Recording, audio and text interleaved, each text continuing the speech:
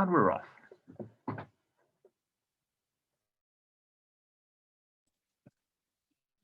Hi everyone, welcome to the Community Energy Conference. Our annual summer conference this year we're proud to say that we are hosting in partnership with Innovate UK. Today, if you haven't realised, is also the launch day for Community Energy Fortnight, which this year is being kindly sponsored by Thrive Renewables and supported by Patagonia Europe as part of their We the Power campaign. If you're interested in finding out more, there'll be lots of events, blogs, report launches, Twitter takeovers, etc. Do check out our website, and if you're on social media, either follow or use the hashtags CEF2021, so CEF2021, or hashtag We the Power. So looking at this afternoon's event, we're really focused this afternoon on innovation within community energy. So we're really going to be exploring some of the more innovative business and financing models that are taking place that community energy projects are doing right now. We're also going to really be looking at what is community energy's role in engaging communities for the net zero transition, and as well as what community energy's role is in achieving energy equity, social inclusivity, and consumer protection. So we are having 3 sessions today. So in the first session, we're going to hear from 3 speakers, really looking at different perspectives of community energy in England. And then after the first 3 presentations, there will be a Q&A session. We'll then have a very short break, so you can go stretch your legs, grab some water. If it's anything like it is in Sheffield today, it's very, very hot, so do keep hydrated. The second session, we're then really going to be delving into more detail into 3 community energy projects. So there'll be Q&As within each of those sessions, so you can really start to explore what are the opportunities and challenges that are facing some of the community energy projects right now. And then at 4 o'clock, we have a soapbox session, which those of you that were at our last conference, we trialed this for the first time, and it essentially gives delegates a chance to do a pitch, a plea, an update, promote something you're doing as Community Energy Fortnight. If you would like to take advantage of this, send John Hall a private message in the chat, and then he will try and schedule that later on in the conference. And then we are going to be wrapping up by 4:30. So you may have also noticed that we're not launching the State of the Sector for the first time as part of our annual conference. That's because we're actually going to be launching it next week. We are going to this year be doing in partnership across all 4 nations. So if you are interested in finding out more of the results from the State of the Sector, then do please join us next week. I think it's 23rd of June in the morning. And thank you so much to all of you who took the time to fill in the survey. I know it's not easy and I know it takes time, but it really is the anchor and the linchpin for all of our advocacy and raising the profile of community energy. So thank you. So very quick admin before we get started. You may have noticed we are recording this event. That is because we now put all of our online events onto YouTube, and you can also catch it with last year's Community Energy Fortnight events on there too. We found that one of the most valuable parts of our online events is actually the chat that goes on during the conference. So really to aid that, please could you all put your full name and also the organisation that you're representing? That really just helps us understand the perspectives and where people are coming from and so on. So if you don't know how to do that, you click on participants, which should be at the bottom of your screen. Then you right click on your name, click on more, and then rename. So that's participants, right click on your name, click on more, and then rename, and then put your full name and organisation. That would be very much appreciated. Thank you. So throughout the day, keep posing chats in the questions in the chat box. Any chats or questions that we don't get to as part of the event, we will be gathering those and trying to address them all after the conference. And we do very much encourage openness and frankness, but also be aware that people do often save the chat from the conference. So just be aware of that when you are posting as to how public you want your comments to be. And then of course, we will be sharing any slides after the event as well. So let's get started then. So I would like to welcome our first speaker, which is Matthew Clayton, Managing Director of Thrive Renewables, who as sponsors of this year's Community Energy Fortnight will be officially launching the fortnight, but we'll also be talking about the role of funding in innovative new projects and the future of community energy. Welcome, Matthew. Thanks very much. Let's just see if I can put up some slides.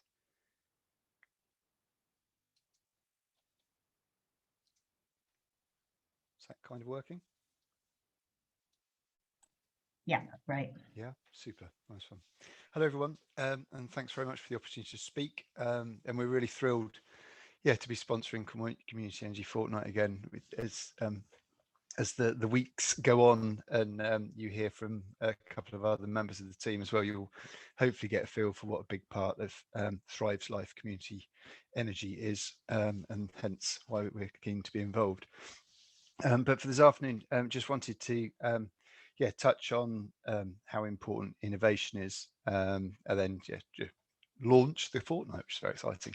So for those of you who don't know, I'm Matthew Clayton. I'm the Managing Director at Thrive Renewables.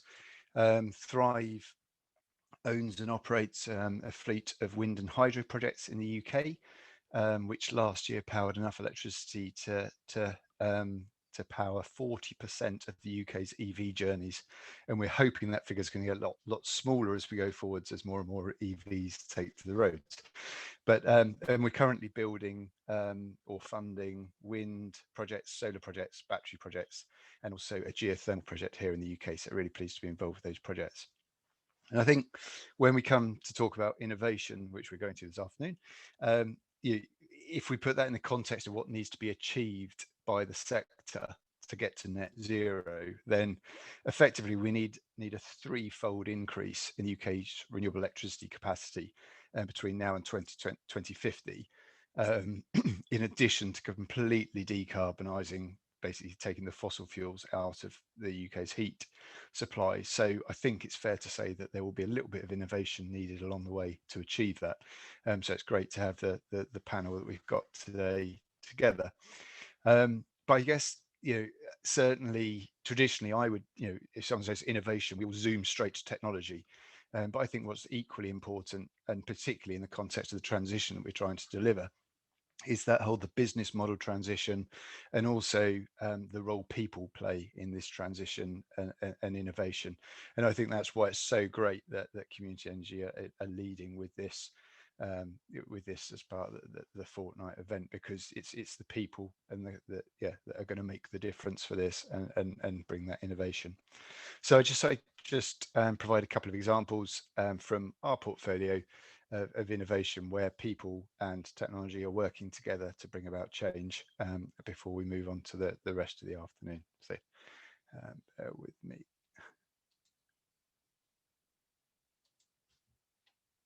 Yeah. So the first example I'd like to share is Riding Sunbeams, which is a company that we're really pleased to have invested in last year. So whilst rail is probably one of the most sustainable, well, is one of the more sustainable modes of transport that we have, both for freight and passengers in the UK, the UK's trains currently consume about 4 million megawatt hours of electricity and burn 622 million litres of diesel annually. So decarbonising that, electrifying the railway system, and like renewables electrify that system is really important. And Riding Sunbeams really grabs that issue at the heart, by providing innovative ways, both commercially and technically, to be able to plug the railway or solar projects straight into the railway network to power the trains. And so we're really pleased to be working with them on that. But for a lot of organisations, that would be enough. But I think what's great about Riding Sunbeams is they go that step further. So for them, it's not just about the technology solution and the business model, but it's about taking people with them. And so we're really pleased that the part of their business model is that the primary source of power will be solar, which is owned or invested in by community energy groups. So really nice, bridging all legs of the crucial stool together for this. And we're really hoping that we'll be talking to a lot of the community energy groups which are part of the fortnight as we move forwards, because I think what's really important is in the subsidy-free context, it's that organisations like Riding Sunbeams can bring that long-term revenue certainty and a route to market, which is somewhat evaporated with merchant risk and everything that goes with that.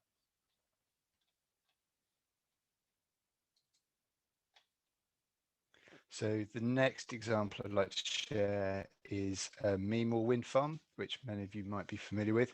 So Meemore Wind Farm is felt like a natural extension, physically looks like a natural extension from the High Winds community wind farm which is located in Cumbria. And following the commissioning of Meemore Wind Farm, the local energy, the three cooperatives which are involved in High Winds really wanted to make it one site. And so they started discussions with the commercial owner on how that could happen. And obviously the commercial owner to transfer the ownership of Meemore Wind Farm, which is a 3 turbine site, wanted comfort around the funding of the proposal, and also the speed and certainty which could be provided as part of that. So we were really lucky and pleased to have worked with the 3 community energy groups, with an Energy for All, to provide a £7 million community energy funding bridge to this site, which effectively allowed the project to be acquired by the cooperatives, and afforded the cooperatives the time to raise their own capital. So over the following 2.5 years, those community energy groups raised the 7 million themselves, and effectively took us back out the deal. So that project now combines both the High Winds project and the Meemore wind project, and is one of the largest community owned wind farms in the UK, which we're really pleased to have been a part of. So now just moving on to Community Energy Fortnight. So for those of you who've diligently looked at the Community Energy England website, you'll see that there's no less than 20 different events being run over the next fortnight, with a view to really providing, celebrating what's been achieved, providing visibility, who's doing what, how it's being done, the learning opportunities that come with that, and also a shared resource for dealing with some of the challenges which we all see with delivering renewable energy projects as we are at the moment. So I hope everyone can, if you haven't already, head to Community Energy England's website, go to the Community Energy Fortnight area, and have a good rummage around and see which of those 20 sessions interest you. And we're thrilled to be involved again this year. Thanks very much. Great, thanks so much, Matthew. Don't forget, everyone, to be posing any questions that you might have for our speakers in the chat.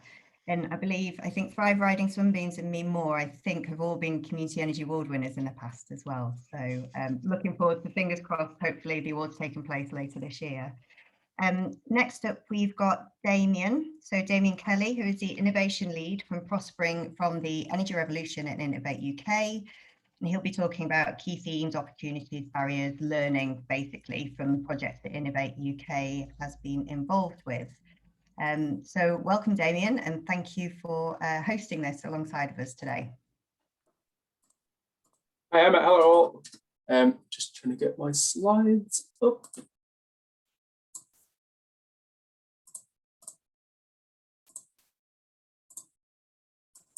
This definitely worked a lot easier earlier. That's always the way. It is, found it. Cool. Great, so yeah, hello everybody. Apologies for the slight delay. So yeah, I'm Damien Kelly. I'm an innovation lead for energy systems, and I work as part of the Prospering from the Energy Revolution Challenge at Innovate UK, UKRI. Sorry, I'm just going to reorientate my screen. So yeah, the Prospering from the Energy Revolution Challenge is funded by the government's Industrial Strategy Challenge Fund. We're looking to do a number of things, but in particular, we're looking to focus on localized approaches to energy transformation. The objectives of the PIFA program, or Prospering from the Energy Revolution, PIFA is an acronym which is slightly easier to say, so I might say PIFA. That's okay to everybody. So the key objectives of the program are to prove investable, scalable, local approaches and local energy business models. We're looking to accelerate new products and services to commercialization. We're looking to unlock finance for those business models and technologies and solutions. And we're also looking to build a UK leadership as regards to local approaches to energy innovation and transformation. So the program itself includes over 40 different research and development and innovation projects. They range from large-scale demonstrator projects, which are on the ground demonstrating large-scale energy system transformation through to smaller research and development projects or enabling projects, such as working with Bays and Ofgem in helping to open up data, for example, and change licenses and codes so that we can innovate to deliver net zero. And the program's also supported by the Energy Systems Catapult and by an academic consortium, Energy Rev, led by Strathclyde University, and includes a number of academics from across the country. And so the program started in 2018, and since 2018, we've been engaging and working with and funding a wide range of organizations, including business and lots of different business types, but also academia, as well as local authorities. We probably have an unprecedented number of community energy organizations as part of these projects, which is probably not surprising with having a large local focus to the program. But we are working with a number of community organizations, and we've got some of the projects who are funded through the PIFA program speaking later on. And so why local? Probably preaching to the choir here, but we believe that localized approaches to energy system transformation can considerably reduce the cost of the energy transition. It can also ensure that the energy transition is delivered equitably, as well as deliver much more optimized energy systems and energy markets. So whether that's localized approaches to planning, community engagement, whether it's localized approaches to delivering interventions, be it solar farms, batteries, or retrofit solutions, or whether it's localized approaches to energy system or energy market optimization, we believe that local is at the heart of energy system transformation and delivering net zero. Some of the key projects as part of the PIFA program are the demonstrator projects and our detailed design projects. So we've got 3 large-scale demonstrator projects, which are demonstrating business models and technologies and solutions to localized approaches for energy system transformation.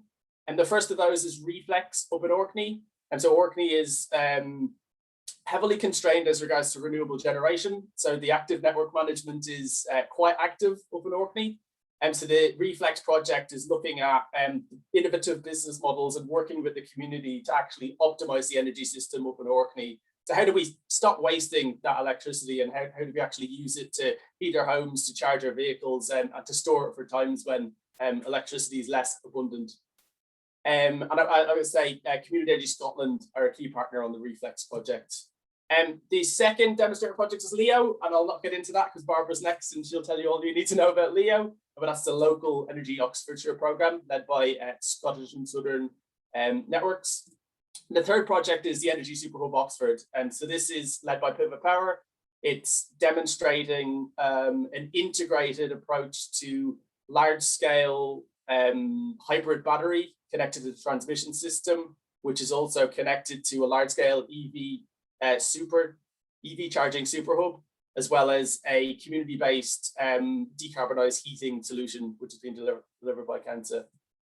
The program also includes 10 detailed design projects, which are range across the country and include different types of places. And so ranges from the industrial town of Milford Haven through to some of our biggest cities with London and Manchester, through to more regional towns like Rutley or Coleraine in Northern Ireland. And again, the GreenSCIES and Rutley projects will be presenting later on. And so what are we actually doing? What is the PIFA program doing? And so what we're doing is looking to demonstrate town scale cross-vector solutions to decarbonisation. So looking at power, heat and mobility, and looking at how we test those business models and solutions to innovate across vectors. We're also developing intelligent energy systems. So I think this audience will know more than anybody, but we need to be a lot more intelligent around how the energy system operates. And so if we'll have, and when we will have, a very large amount of intermittent renewable generation, and the system needs to be able to optimize that, whether it's short-term balancing through to long-term energy balancing. And finally, we're looking to prove scalable, replicable, and investable business models. So learnings. I think you'll get the most interesting learnings from the projects later on, but I've picked some of the sort of 3 key learnings from the program so far, and I think that are relevant across industries and organizations, but I think particularly relevant for community energy organizations. And so the first one is, again, probably not new to all of you guys, but the energy revolution needs to happen with communities, not to them. And local community energy initiatives really are significantly more successful at engaging people. These organizations and your organizations have trust, and you're able to have conversations with people about climate change and about interventions that can be delivered for their communities and to help alleviate climate change. For me, I think I wanted to emphasize this point because this really is your competitive advantage and your USP as regards to business models. So you have the key to engaging people, and I think that's what you really need to leverage going forwards. The next point is around collaboration. So again, I think this is probably not new, but I think going forwards, collaboration is really, really important, particularly for community organizations. And I think Matthew mentioned earlier on around post-subsidy business models. We're also going to have much more complex business models. And I think for community energy, collaboration is vital. Barbara will probably touch on this next, but I think we see really successful collaboration in the LEO project, where a community organization is at the heart of defining and testing new business models and new technical solutions and products and services to ensure that we're doing this, we're transitioning to net zero with communities and with people. And so, yeah, I wanted to emphasize the collaboration point, whether that's with licensed suppliers or tech companies or innovators or networks or local authorities. Collaboration really is vitally important because no one of us have the answer. And my last point is then pretty much as regards to sharing and evidence from learnings. So we've legislated for net zero and we have the ambition as a country. But what we need to have next is the strategies and the policy and regulation to really enable net zero and deliver net zero in a way that actually works for people and communities. So the next, I think, 5 to 10 years are critical as regards to those policies and regulation and governance for the energy system. And it's vitally important that community organizations and voices are being heard as part of those policies and regulation and reform of systems. So that's it for me. Really looking forward to the presentations later on, and I think you'll hear from the innovators, community energy innovators on the ground, what really is happening and what's working and what's maybe not working yet. But yeah, thank you for having me. And if anybody's want to get in touch, there's my email address, and I'll be here for the rest of the afternoon. Wonderful, thanks, Damien. Really great to hear you say about community energy's strength being about working with communities and that trust, is that is definitely something at the core of what we all believe in. Also great to see in the chat lots of old friends and new, all kind of saying hello, and congratulations to Whitby Esk and Osney Lock Hydro, who've both passed 1 gigawatt hours in electricity generation, so congratulations to both of you. I'd now like to introduce the wonderful Barabara Hammond, who is going to talk to us a little bit more about where Project LEO is up to. Barbara. Hi, thanks, Emma. I'm not going to do any slides, so is my face visible? I just wanted to check. Good, okay, so rather than carry on with more slides showing lots of happy people doing lots of busy things, I thought I'd talk to you directly about the experience that we've had so far of doing Project LEO, and what I think it means both for the low carbon hub, very parochially, but also for the wider community energy sector. And Damien, thank you very much for teeing me up so nicely for that. And Damien is one of our monitoring officers for Project LEO, so it's really good that he's got it as well as he clearly has. So what did we say we were going to do with Project LEO way back at bid stage, which was 2018? and therefore a long time ago in the scheme of things, we said that we were going to demonstrate a functioning local energy market designed to allow new value creation opportunities from flexibility and low carbon generation services. And what we mean by flexibility is where you can move energy through space into storage, but also through time across the hours in the day, the seasons of the year, so that we can spread the intermittent energy that we've got as widely as possible and use it as efficiently as possible. And that we would do that partly by targeting what we called at that point hyperlocal projects that would target domestic end users and also micro businesses, so that we were really looking at the smallest scale of participants in the potential markets to make sure that they would work for them. And that those hyper-local projects would be delivered through smart neighbourhoods, which would be community-focused local balancing trials, organised around local smart grids. I'll come back to what's happened to that. So that means that the Low Carbon Hub's job in Project Leo is quite big in the scheme of things. We're responsible for about half the £40 million budget. And that's sort of pretty amazing for a community energy organisation. And whilst being very proud of that, that's also quite hard to do.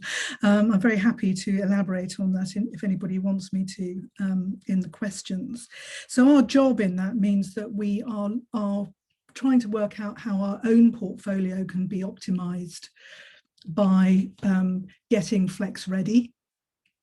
But we're also trying to work out how exemplar places can collaborate in the way that Damien was alluding to in his presentation. And so we're working in 5 places where there are active community energy groups who are members of the Low Carbon Hub Community Interest Company.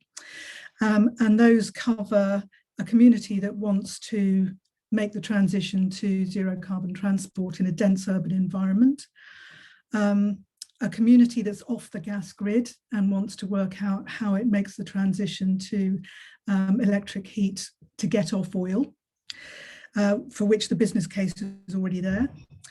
A community where the size of the village is going to be, well, it's really a market town, but they call themselves village at Ensham, is going to double with new development coming in, and how does that get planned for and implemented in a zero carbon way, and how does it integrate with the existing settlement? So what do we mean by local area energy planning in that context? And then a deprived community on the east side of the city, where we want to work out how to include tenants who have very small assets and very small amounts of flexibility. How can they benefit from this transition too? And finally, the wonderful West Mills that I'm sure you're all aware of, we're working out how the wind farm and the solar farm and a potential battery kick could all work together by sharing their capacity to get a much better business model, even better than it already is for the assets on that site. So that's what we're doing in Project Leo. And you know, what's happened since 2018, because it was a long time ago. I would say we're working in a completely different context than we were now. Prospering from the energy revolution means something different than it did when the programme launched in 2018.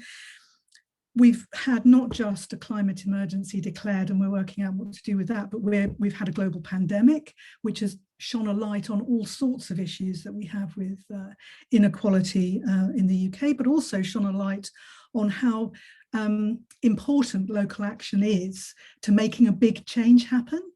In the case of COVID, it's been testing, tracing, and rolling out the vaccine. In the case of the energy transition, it's going to be involving everybody, and that's no mean feat, but it needs local action. I'm absolutely agreeing with Damien on that. And as a result of those those insights that we've had from those changes. One, we're very confident now that we have the population behind us, which we've never really been in that position before. We've got the Climate Change Committee agreeing that we can do this in the UK. So we've got all the technologies that we need to make this happen. And we've got a global pandemic that's proved the worth of the local effort. All of those three things together make it a very exciting time to be doing community energy. As a result of all of that, though, we've added the word fair to our smart neighbourhood concept, because we think that basing everything around a market solution, as we are, inevitably risks people losing out. And we can't afford in the energy transition to have an 80-20 approach to this, where, as we did with the rollout of natural gas from town gas, where we were quite happy to leave about 20% of the population off the gas grid. We can't have that happening. And we can't have the situation where the people who caused the problem, i.e. the rich people, benefiting from a market because they have assets and they have money to invest in new things. Whereas the people who have the problem in fuel poverty and inability to have control over their own living environment, for example, lose out yet again. And I think there's a serious danger of that happening. What have we learned from Leo so far, apart from the lessons from those huge changes? One is, and the most important, I think, is the importance of the grid edge to the energy transition. It wasn't a concept that we really had our minds around at the Low Carbon Hub before we started this. And what we mean by the grid edge is everywhere from behind the meter in your house or your business up to what happens across the meter at the substation, secondary substation, sorry. Once we'd had that crashing realization, the next crashing realization we had was that very little is known about that grid edge. The DNOs don't monitor it because they've never had to, because the models that they work to, morning and evening peak and more or less how much energy we need, have worked. And the very centralized system we've had has been responsive enough to deal with the peaks and troughs of that system. And so it's quite difficult if you're not monitoring to know what's happening there, to know what to do, which suits that situation as well as it can. What we've learned from the monitoring that's been done at the secondary substations so far is that they vary hugely and that things are starting to change. So that we're starting to see a change from that very stable sort of morning peak, evening peak, dip during the day, big dip during the night already. And we've done modelling for the Oxfordshire, because that's our patch for Leo, that shows that we start having grid congestion problems due to EV rollout as early as 2025. So we've got this new concept, we don't know very much about it, and we're going to have a problem with it in a very few years. And so we've got to act really quickly. The other big lesson we've had from Leo so far is actually incredibly fiddly to make things work at the grid edge. There's a scale issue here where the DNOs are putting together local energy markets at their regional level. And the temptation for them is to go for large assets in our terms, with transaction costs associated and expertise required to take part in those markets that make it very difficult for those millions and millions of small people with small assets to take part. The other thing that we found is that there's a very interesting interaction between the physical and the virtual. We went into this expecting that we were going to design this model for interdependent smart grids that was completely based on the physicality of the local network. We actually find that that's true, but you can manage a lot of that virtually.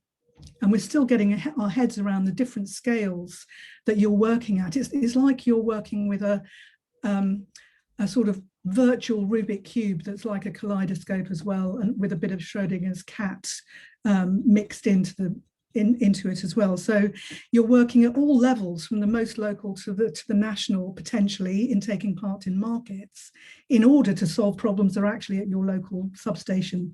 But you still need to be solving those problems physically at the local substation. I mean, it blows your mind a little bit, and we're still getting our heads around what that actually means for stacking a whole portfolio value, for stacking our 4 Ps that include people and planet, as well as profit, and the perception of everybody. What's the trust issues here?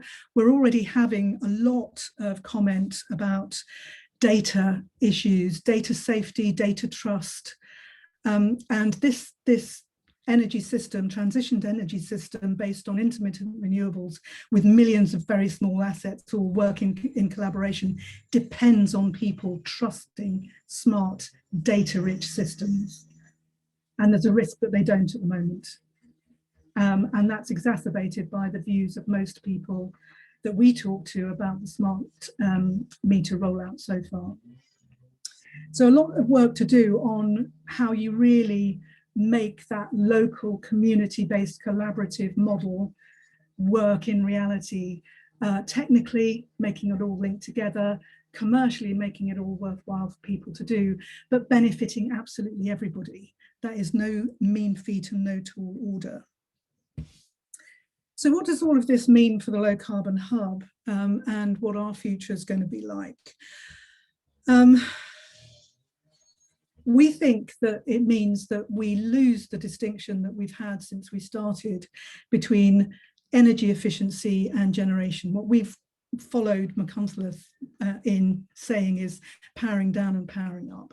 It's going to be a much more integrated model for everyone, where you're actually much more interested in how much of one's own energy one generates oneself, and how you deal with your demand and reducing your demand in order to maximize or optimize that, and how you then share in your local environment to make the most of everybody's assets across the piece, so that you have a real resilience in there, built up of lots and lots of little assets, making one big predictable beast rather than many little very unpredictable animals.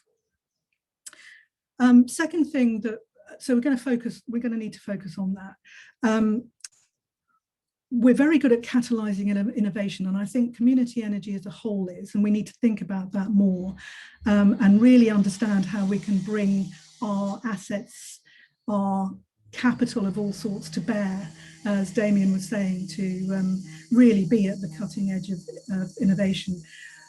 Our business models mean that we are there for the long term, and our social purpose in most of our corporate structures means that we legally have to be there for the long term, working for people. And that makes us a very interesting beast in this whole transition. So for us, maximizing or growing our portfolio of the energy assets that we own isn't so much about size for the sake of size. It's as much about how much knowledge we gain from being actively involved in developing and owning and operating those assets, but also the extent to which they produce community benefit that we can then apply to the innovation, apply to our work in communities, and also leverage significantly, including through Innovate UK grants such as Leo.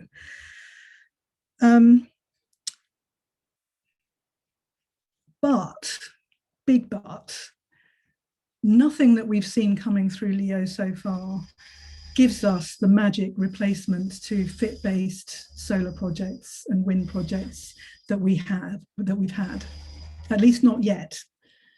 And maybe they won't. So what we're assuming at the moment is that flexibility services might upside an existing portfolio by a maximum of 10%. So, you know, that's not, and it's risky because you have to enter auctions all the time. You have to know what you're doing unless you give it all to an aggregator who's going to take some of the value out for themselves, obviously. So it's not a magic solution to the search that we've all been undertaking for the new holy grail to keep community energy going. But if we look at the cost curve reductions and what might happen to those markets over time, it might become that, but we're going to need to be very expert to make those work for us. We can't have a fairly, and I'm talking from my own point of view here, amateur start where you've got a nice, stable, predictable, risk-free, more or less, solar fit option to form your core. That's not there anymore. And so what does that mean for community energy finally? I think that size doesn't really matter for community energy either. And I think that's hard for us because we've taken a lot of pride and pleasure out of growing our number of megawatts and gigawatt hours and the amount of investment we've taken in. But I don't think that the DSOs, the ESO, the government, Ofgem, I don't think they care about that. What they care about is what we can do with all of that, the way that we can plant ourselves in a community, be there for the long term, be aware of all of the opportunities, help them to make contact with people, help them to understand how people are responding to all of this stuff. So I think we really have to start focusing our state of the sector on what we're doing with all of this stuff, rather than focusing on the size of the stuff. Second thing I think we need to do, and we're working on this at the Hub a lot, and we're putting a lot more time than we used to into influencing local strategy and plan making.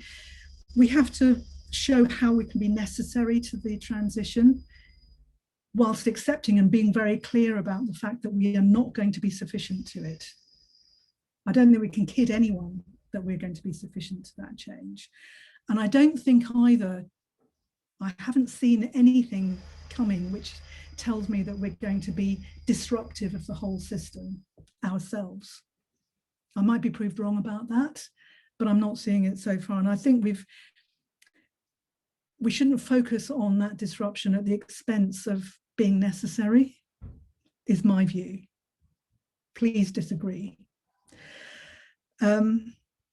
And so what we should be doing is, just as Damien was saying, is sharing our resources to support collaborative action where we're all learning from each other to invent and then repeat ourselves to see whether they work a second time, and then work with other people to replicate new ways of doing things.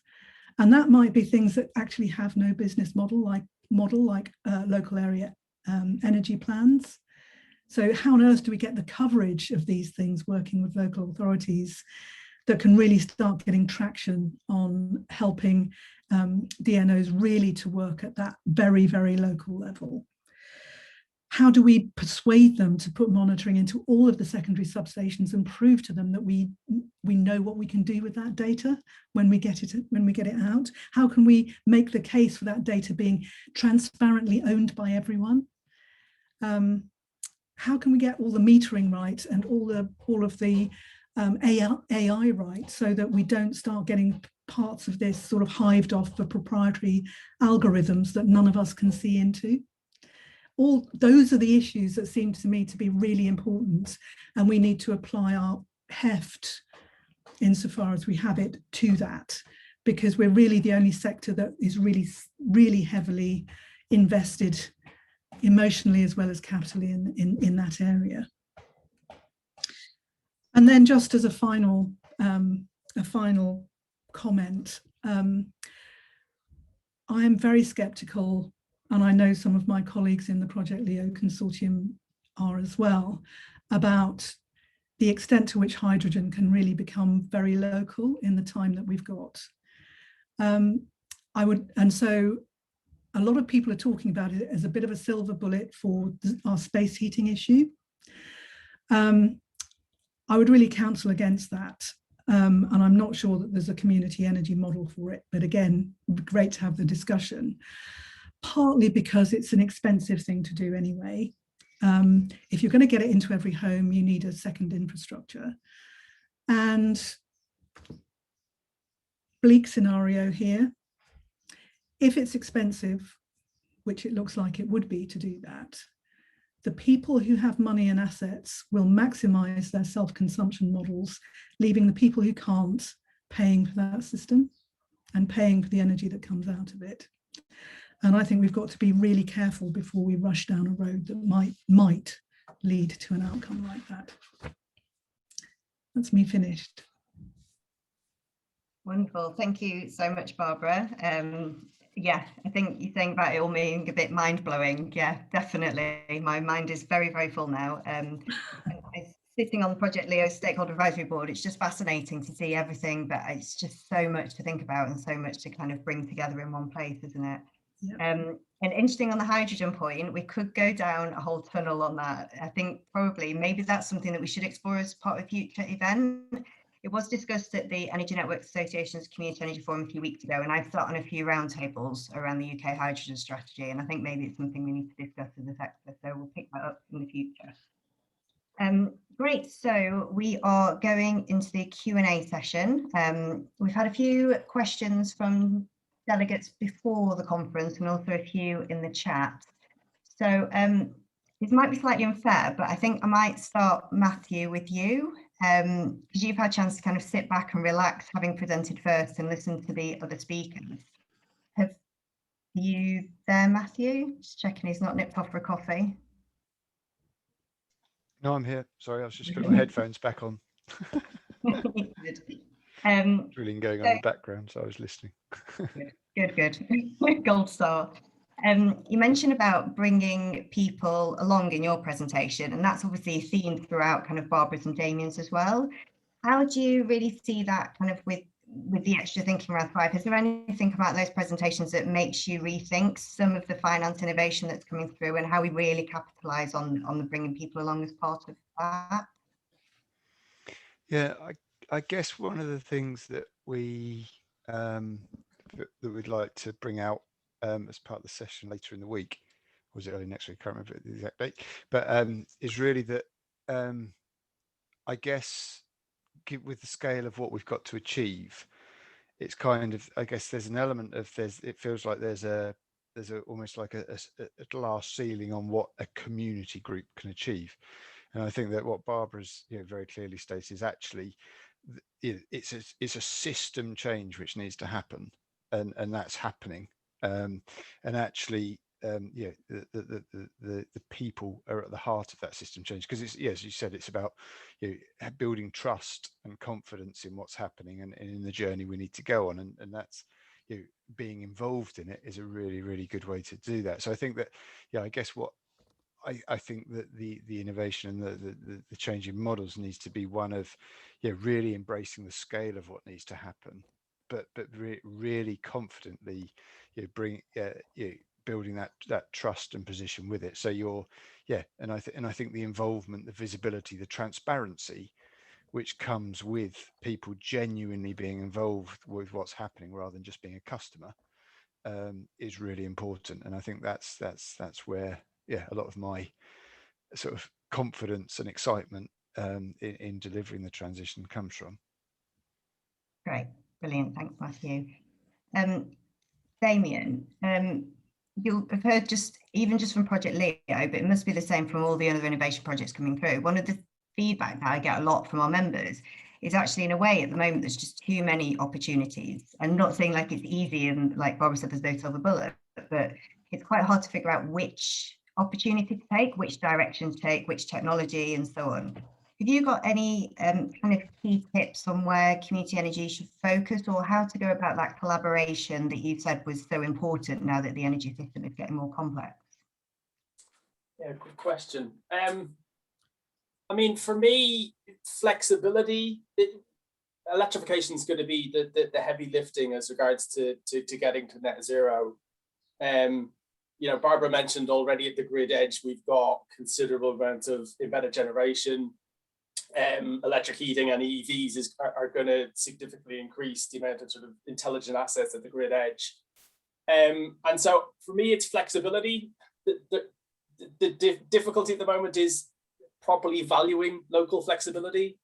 I think at the moment we've got national signals that are being sent to flexible assets. I think we've absolutely got proof that flexible assets can act flexibly if given the right messages and signals, but at the moment we're sending top-down nationalized signals to assets. So sorry for getting all techie, but I think for me, you know, flexibility is the key to optimization of our energy system, and local flexibility is key. What exactly the business model is and how you monetize that is to be determined, but I think that should be the focus for me. Right, thank you. Hi Emma, it's Phil Watson speaking. Hi Phil, we've got quite a lot of questions to begin. No, I'm not. I'm on holiday at the moment, so Okay. I'm not very good. I'm not very good at logging onto chat. So I'll make my comment very brief, Emma. Thank you for letting me speak. I wanted to ask yourself and the people on this call, and I won't disturb it again, what is the progress with the local electricity bill in Parliament? How far has it got? Is it on its third reading? Has it got government support? Where are we on the local electricity bill? Thank you, Emma. Right, thanks Philip. Philip is a supporter of Chef Renewables, for anyone who hasn't come across him before. So to be honest, I'm not sure because I've had my head down a bit for Community Energy Fortnight. I would like to say thank you so much for everyone who was supporting the campaign around that. I do know that so as a quick recap, the local electricity bill there was a private members ballot and quite a few of the MPs had expressed support for local electricity bill. So we all sent them lots of emails and they did get a lot of interest. I think there may be 2 MPs particularly who are interested in taking forward the local electricity bill, but I haven't had an update from Power for the People on that. So what I will do is find out and email all the delegates afterwards to let you know where we're up to with that. Okay, thanks, Philip. So Barbara, unsurprisingly, we've had a lot of questions through for you. One in particular, gosh, so many, working my way through now. What about the mistrust of smart meters? So one of the key things around trust of us, how do we go about disrupting the mistrust of smart meters? So what should we be doing to increase trust in the smart future energy systems? I know that's something you spent a lot of time on. Yeah, it's a really tricky one because it's so embedded now. And so there's a sort of default which says I'm going to distrust this thing that you're talking to me about if it has the words electricity or meter in it. So what we're doing is working with the communities. I mean, we had a huge amount of work to do with them to start with, about just to get them understanding what we're trying to do and what Project Leo was trying to do, and partly because we were trying to understand it too. So there's a thing about clear language. And I think people still don't really understand what the smart meter is doing for them or for others. There's a lot of sloganizing around it, but and then when you actually get into it, I think the SMETS one was a real, I hesitate to say disaster, but maybe I should. It's really, because they're so clunky and you can't, it's difficult to swap suppliers and blah, blah, blah, blah, blah. And also what we find for Leo is that they're not very good at giving you the granularity of data you need to be able to take part in a flexibility trial. So what we're doing in Leo is adding a widget to households. That is our own widget and will be open sourced widget, which actually gives people the ability to choose the level of data that they share with others, to see how that goes down with people and how it fits with smart meters. And because we don't really know yet what granularity we do need and what granularity households want to have. So that's a bit of a complicated question. The other thing that I just would put into this that we're finding is that the metering problem is not just about smart meters for households, but we found that all of the online metering that we use for our rooftop solar, getting that integrated with anything, with data going more than one way, even though we own the generation meters and the data, the people operating it all don't want to do that because they're very worried about data safety issues, cybersecurity issues. So it's a problem that goes right across the piece, and it's really tricky, and you have to have people who don't just know about software but also about hardware to get the most basic stuff about connection and interoperability happening, and finding that knowledge in one person is hard. So lots and lots of stuff, but I think starting from people and working with enough people to find out how they're comfortable. Damien had a slide which showed, it has to be pleasing for consumers. I want to ditch the word consumer forever from history. It's got to be beneficial to people, not pleasing to consumers. Sorry, Damien, but we can have that conversation at another point. Great, thank you. For me, I think the smart meter element will become, I think it'll become more palatable when people can see the benefit of them beyond curiosity. And I think that if you can see the role that they can play in changing the relationship between demand and supply, and therefore if we do change the relationship between demand and supply, then you fundamentally need less infrastructure to deliver what we need to deliver. So then there's a benefit that comes with that, and I just feel that if you can, you can see the benefit either through the cost saving, which you should see over time through a reduction in the amount of infrastructure you need because you're flattening that relationship. Then, I think that that most people will see the benefit if they can see a cost saving from it, or the environmental improvements delivered with it. But I think that history tells us that it tends to be if it's good for someone's pocket, then they will engage with it, and in theory it should be. Yeah. It doesn't really help if you haven't got much of a pocket. Yeah, but if you're in fuel poverty and your electricity bills goes down rather than up, that's a positive step, isn't it? So we also have a question from Andy. Oh, sorry, Damien, did you want to come in on smart meters? No, I was just going to say, I think that this whole smart metering issue is an interesting one. In that we can have such a big conversation and range of opinions about something which is potentially quite a small technical change to something that's always been there and we've never known what it is or what it does, really. Yeah, no, good point. Slightly different question here. So Andy X stands from Exeter Community Energy, and this is just open, so panelists, just put your hand up if you want to answer this one. So should we be using our surpluses to directly support those in fuel poverty or ineligible for government support? So we keep talking about the fair transition, and there are a lot of groups that provide grants to other local organisations, but it does seem to be quite limited in its effectiveness.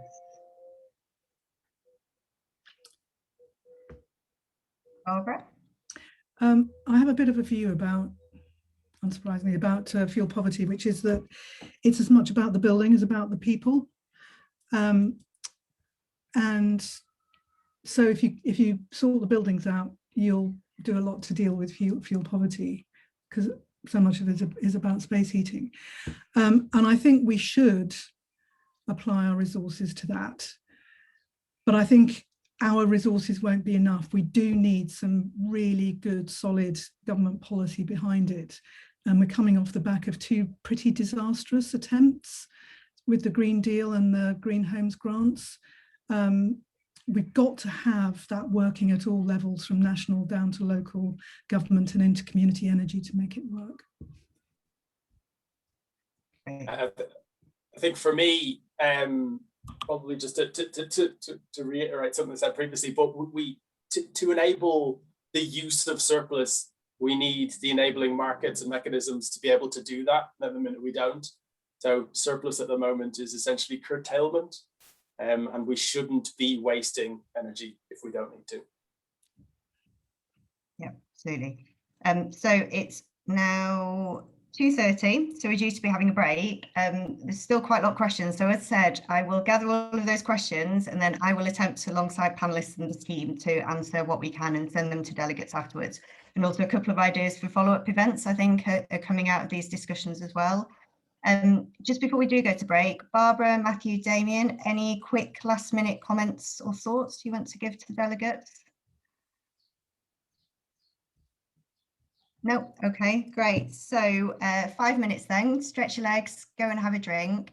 and then we'll be back for session 2. Thank you so much to all the speakers. That was really interesting. Thank you.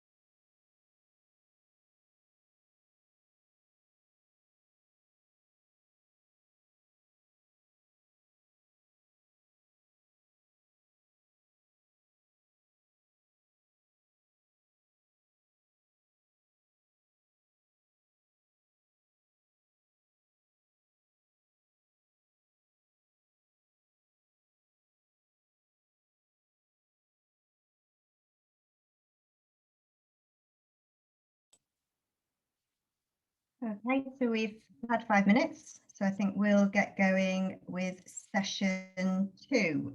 So as mentioned, this session is really a bit of a deeper dive into 3 community energy innovation projects that are taking place at the moment. Do keep posting your chats. Hopefully the questions will be incorporated into each of the presentations.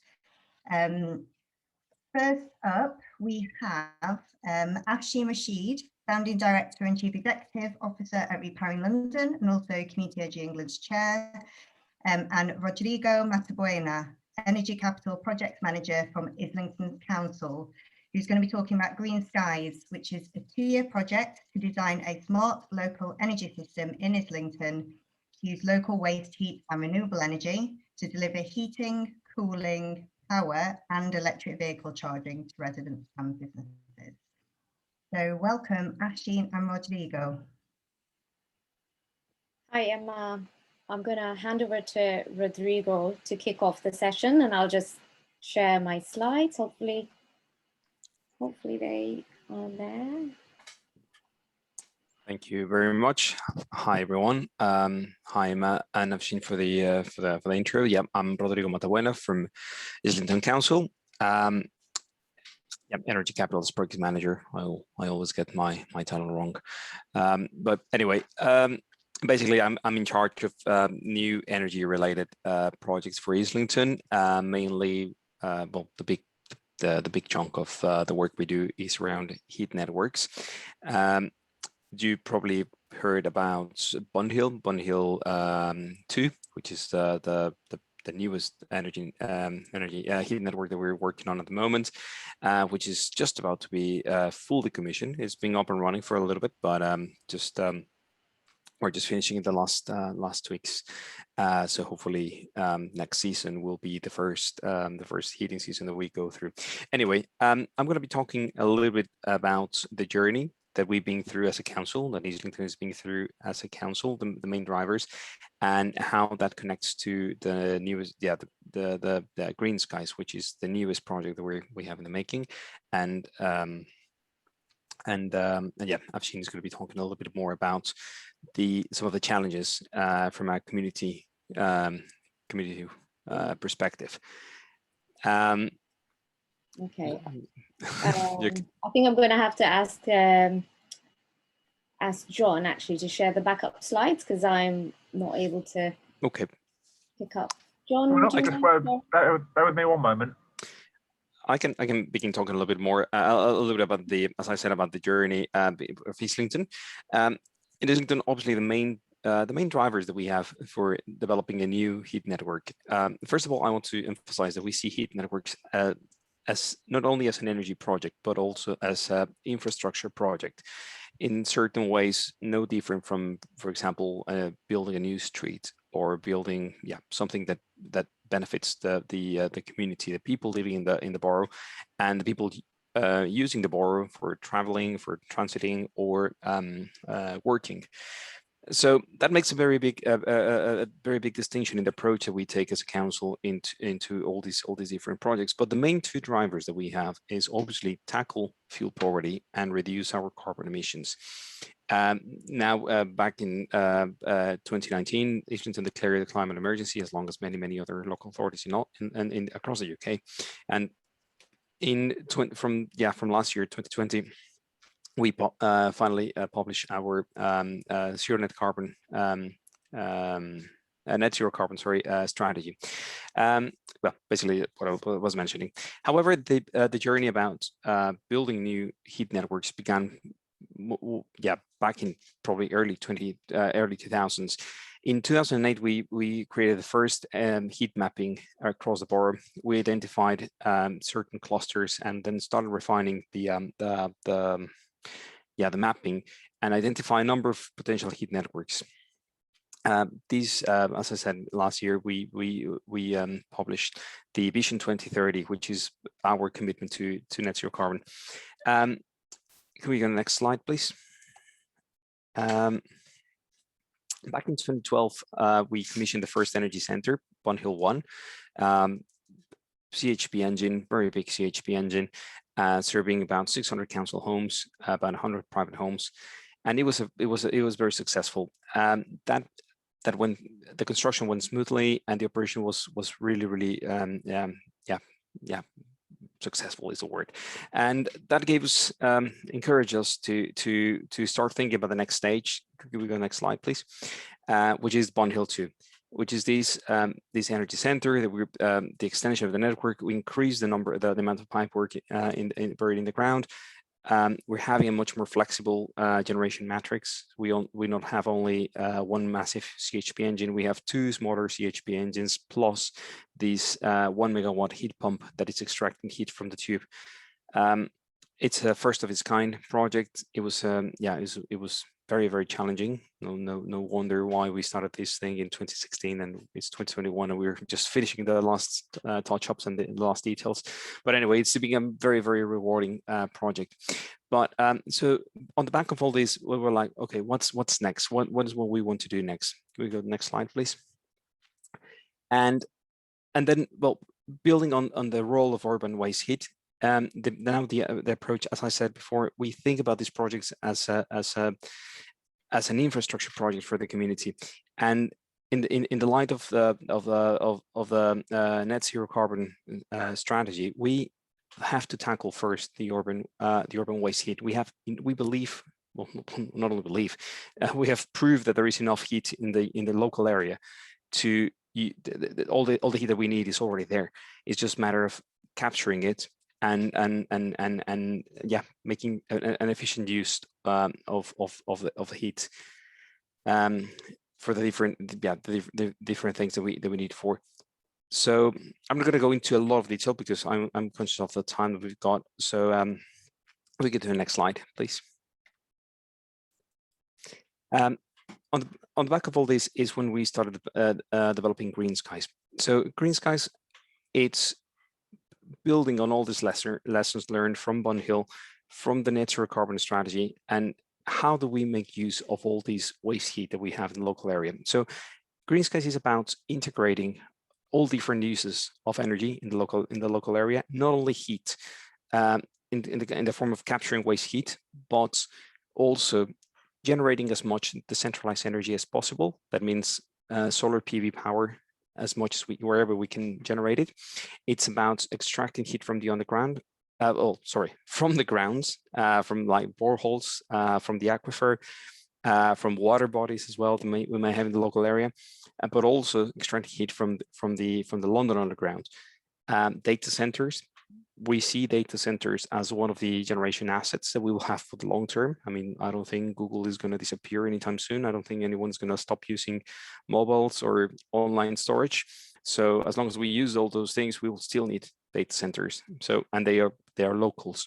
They're local. So and they spend tons of money in generating, well, for generating electronic services, but they generate a lot of heat and they spend even more trying to cool these down, all this equipment down. So all this is what we've got, and that's what we're trying to do with GreenSCIES. Can we go to the next slide, please?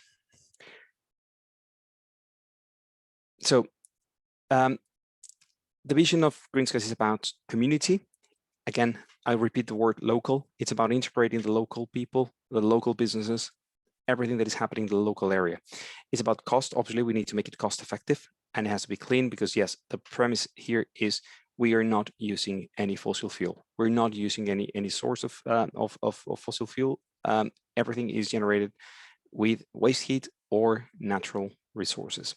And the idea is to, well, one of the aims of GreenSCIES is to make a system that is replicable and that is constructible, something that we can, well, the idea is to deliver GreenSCIES. That's what Islington is working on at the moment, trying to deliver it, but also to be replicated across the country. If we go to the next slide, please. Just going to skip this one. This is just yeah. Well, this is the, thank you, thanks for that. Then the background, we have a little bit of detail where the system is. I'm not going to go into a lot of detail. It's basically what we're trying to do with GreenSCIES is to the project that we're trying to deliver is we're talking about is about the same size of Bun Hill, the existing network. We're adding a school, library, data centers, university.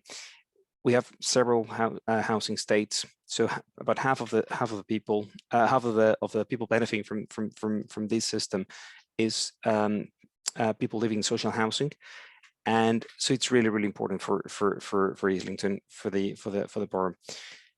Can we go to the next slide, please? And again, one of the main purposes of GreenSCIES is to be replicable around the country. However, this comes with a lot of challenges. Many challenges for us, for the council. As I said, it's an infrastructure project, yes, but it's an innovative project. It comes with a lot of technology, and that means a lot of unproven things, with a lot of risks, a lot of first of its kinds, which sounds great, but that comes with some challenges. First of all, it's a capital intensive project. We're talking about GreenSCIES alone, it's about £60 million, and we need to get sources of funding for this. It's not it's a project that is difficult to invest from a council perspective, so we need to get grant sources of funding. Also, political backup is a big challenge, but as I've been saying, it's one of the key elements of GreenSCIES is about the community engagement, because if it doesn't happen locally, it won't happen. So I'm going to pass this on to Afsheen, who's going to talk us through the local community, the local integration, and what we've been doing around community with GreenSCIES. Okay. Thank you, Rodrigo. John, if you can click on to the next slide. Thank you. I just wanted to also add that GreenSCIES is a consortium of partners who have come together to design the scheme, and Repowering is one of the partners within a mix of many others, in Islington being one of them, and a key stakeholder with London South Bank University, Carbon Data Resources, E.ON, technical partners on board. So there's a whole collective of us working on this scheme. It is very much at its early days of design. And our role at Repowering, working with colleagues at Carbon Data Resources, we are responsible for the community engagement package or work stream within this program. And our approach to this has been very much about it's a iterative process. It's about coming up with ideas around the system design, but engaging with the local community, wider stakeholders on how we should shape and take those ideas forward, listen to what people say. And it's really important for us to have those conversations and listen to what people say and reflect and try to incorporate that in the system design. And when we come up with the next iteration, we go back to the community, again, make sure that we are listening, getting that feedback, incorporating their ideas, values, and vision within the design of this smart energy system.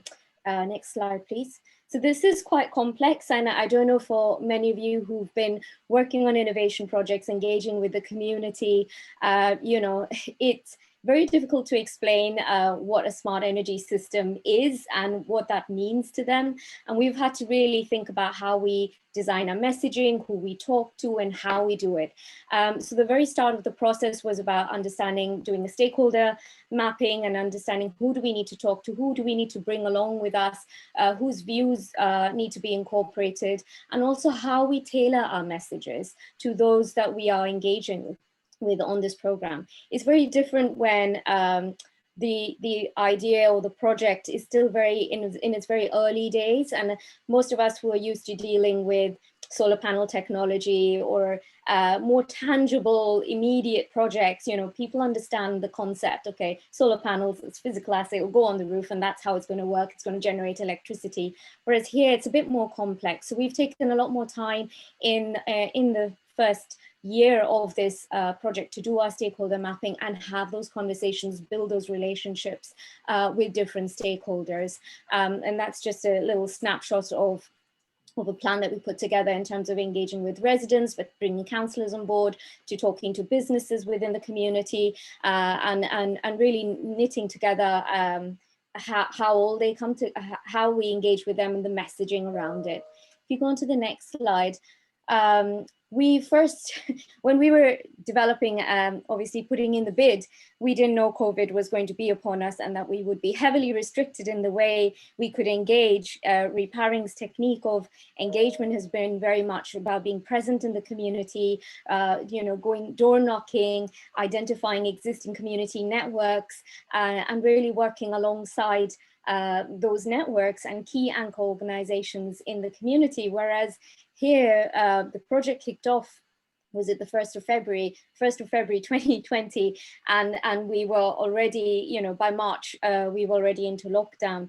And so our engagement plan was really thrown up in the air, and we had to really make, kind of plan around it and see how we could be more inclusive in our engagement. But of course, we were limited and we only had to run online workshops to start off our engagement. And it was reassuring to see, that people were able to engage and people were able to participate online through Zoom. Thank God for those technologies. But I would say that, it's still work in progress, and we do hope that we can have in-person meetings and be present in the communities. So when we started designing our workshops, this was really about engaging a wider audience within the Islington community, and really understanding what mattered to them in the context of the current energy system and what mattered to them in terms of their future aspirations, and how the smart energy system that included heat as well as solar PV, EV charging, how that what that meant to them and how they saw themselves interacting in that space. So we had very carefully crafted workshops to ask open questions, to really get that feedback, to drill down into what were the values of the community, Islington community that we were talking to, and what role they wanted to play. We weren't making any assumptions here in terms of them wanting to invest very early on, or their role in this complicated mix, but it was very much about identifying what mattered to them, what their values were, and how we would then take that feedback, insights back into the design process. So that's how our initial engagement began, was going out to a wider group of people. And then if you show the next slide, John, it was also, I can't see the next slide. Well, I just wanted to feedback. When we asked them what mattered to them in terms of community, clean and cost, which were the three key criteria for the GreenSCIES project, it was no surprise when people fed back, the need for education so that people understood what they were dealing with. And, Barbara's comments come to mind in terms of the smart meters. People having a certain lived experience which hasn't been very positive, or there are some lack of understanding in terms of what things can do, or what the technology is meant to do and how it's meant to benefit them.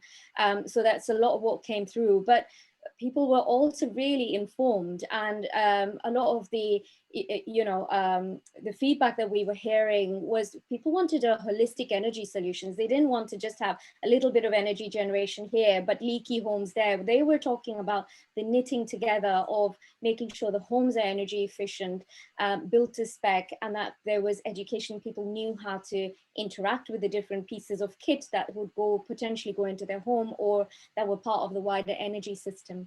People were also linking the smart energy project with air quality, improved air quality, with walking, cycling, greener infrastructure. So there was a lot of that wider themes coming through as well through our engagement.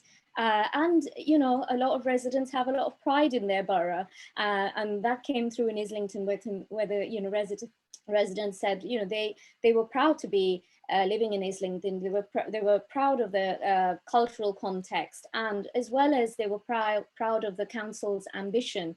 As a matter of fact, they wanted more. They wanted the council to go further, and they were giving consent and permission for more, to do more. What came through in terms of cost, again, no surprises there, that affordability was important. They didn't want people to be left behind, or for fuel poor residents to pay more. Trust and accountability came up time and time again. Transparency of information, who holds the power in terms of decision making, and ensuring that the subsidies and incentives were providing the right levers in terms of policy drivers to enable such systems to happen. So really good feedback again. We're mindful that this is from a subset of people who were able to join and participate in the workshops. So John, if you click on the next slide, so the next aspect of work that we've also done online again, but what we did was work with anchor community groups in the borough, people like the Galbo Foundation, for example, who have a network and are well integrated within the Somali community in Islington. And by working alongside an organization like Galbo, we were able to reach new audiences and those people who wouldn't have otherwise engaged or been able to participate in these workshops. And we tagged it on our workshops alongside a warm and well energy advice session, so that we wanted to offer those who were coming to the meeting some tangible benefits then and there, and then link that up with GreenSCIES and introduce GreenSCIES as a project to them. And as you can see in the image there, you know, we've got the a streetscape, a live streetscape, and you know, one of our project partners, Cullinan Studios, you know, they were doing a live demonstration of what a potential street could look like, and if there were pipework to be built, how, as part of the heat network, what else could be built into it in terms of gardening, greening, infrastructure to help improve the landscape, separate the cars from the footway, as well as create a bit of a green corridor for pedestrians, and really bringing the project to life. Because as I said, it's very difficult for people to understand if there is a large project like a smart heat network and a smart energy system being developed, what that meant for them. So it was really about bringing it to life visually in this way. And as I said, I would really recommend working with existing anchor organizations, because we wouldn't have got the people in the room without working with anchor organizations like Galbo Foundation. And they even had a translator who participated in the workshop, as well as made sure that people had the technology, had the phones ability to connect, and were able to have a test run on the Zoom beforehand. So that really helped with the participation and really breaking that barrier down, because under normal circumstances we would have been in the community and gone to existing meetings, whereas in this case we weren't able to do that, obviously because of COVID. So I just wanted to share some of the things that we've done to kind of keep our engagement going. Next slide. And we're still designing our projects and engagement with tenant resident associations. As Rodrigo mentioned, GreenSCIES will be involving a lot of the housing estates in the neighborhood. So we will be working with the tenant resident associations to access and to engage with the residents in the particular estates that might be part of the scheme. So we're still defining that. These workshops haven't yet happened, but they're in the pipeline, and again, it's working with existing networks to be able to engage with the wider community. Next slide, John. I just wanted to finish off on, this is the start of a process, and as a result of our engagement through these online workshops with the wider community, as well as the TRAs and existing anchor groups and organizations, we've identified a group of critical friends who've been really helpful in sounding out ideas early on and to test some of the concepts, test some of the communication materials with early on, and they have been identified through this engagement process, and we will be working with them on an ongoing basis. So again, another quite a good way of engaging a subgroup of people who might be more willing to give more time in the project.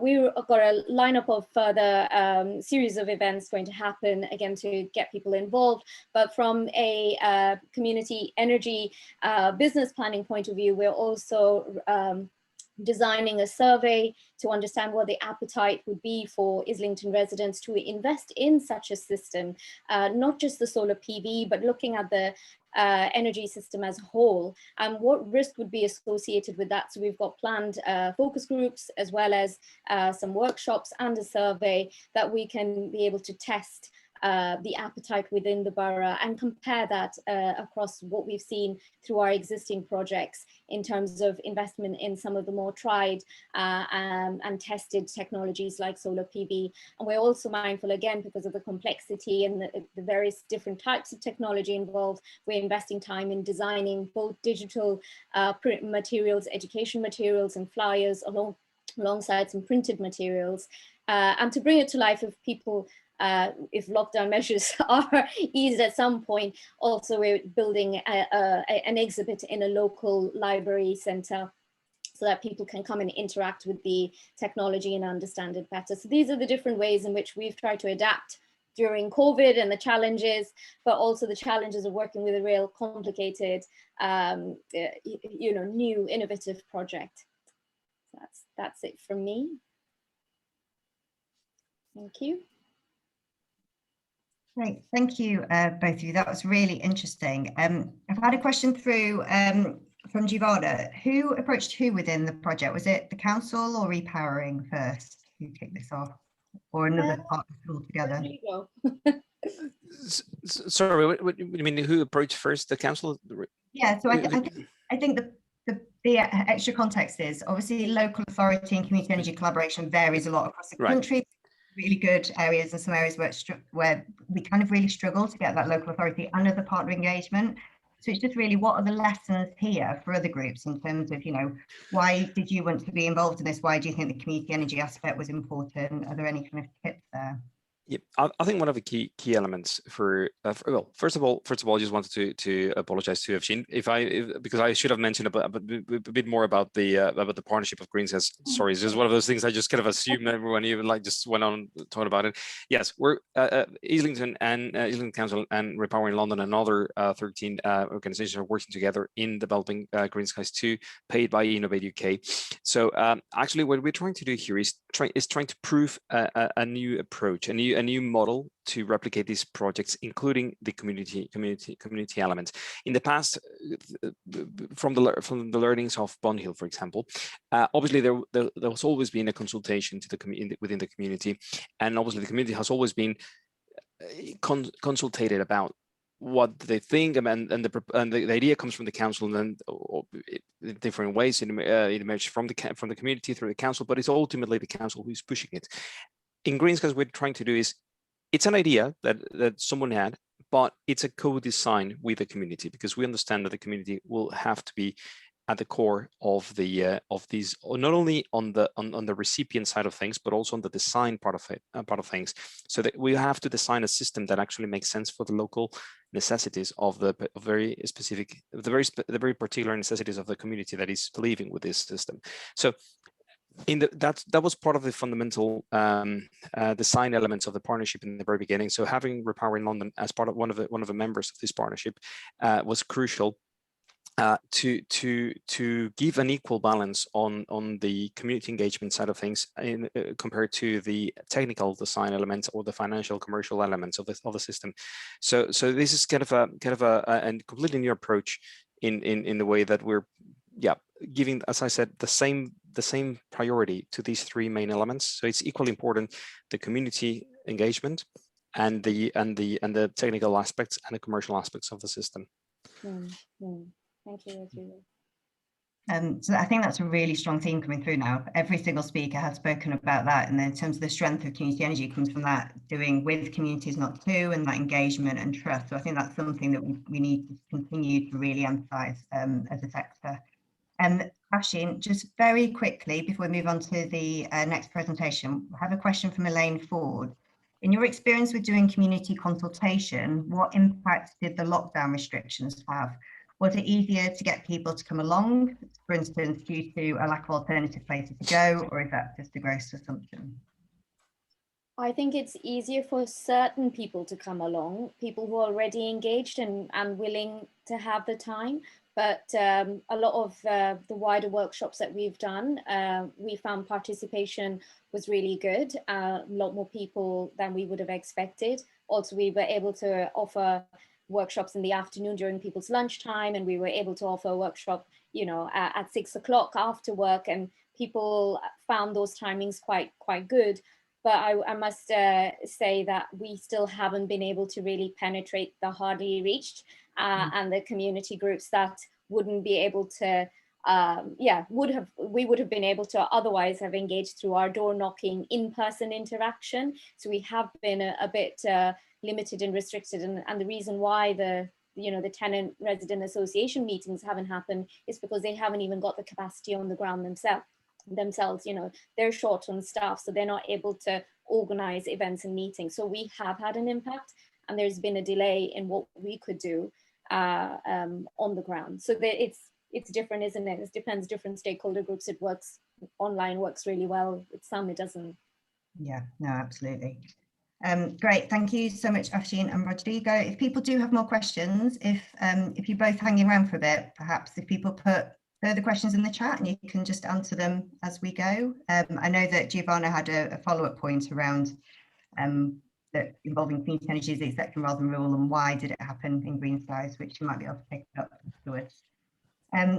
So heading on to the next project. So next up we have got Grace Peppington, project manager from Chase Community Solar Limited, and Louise Alter, innovation analyst at Engie, have I pronounced that right, to talk about zero carbon Rugeley.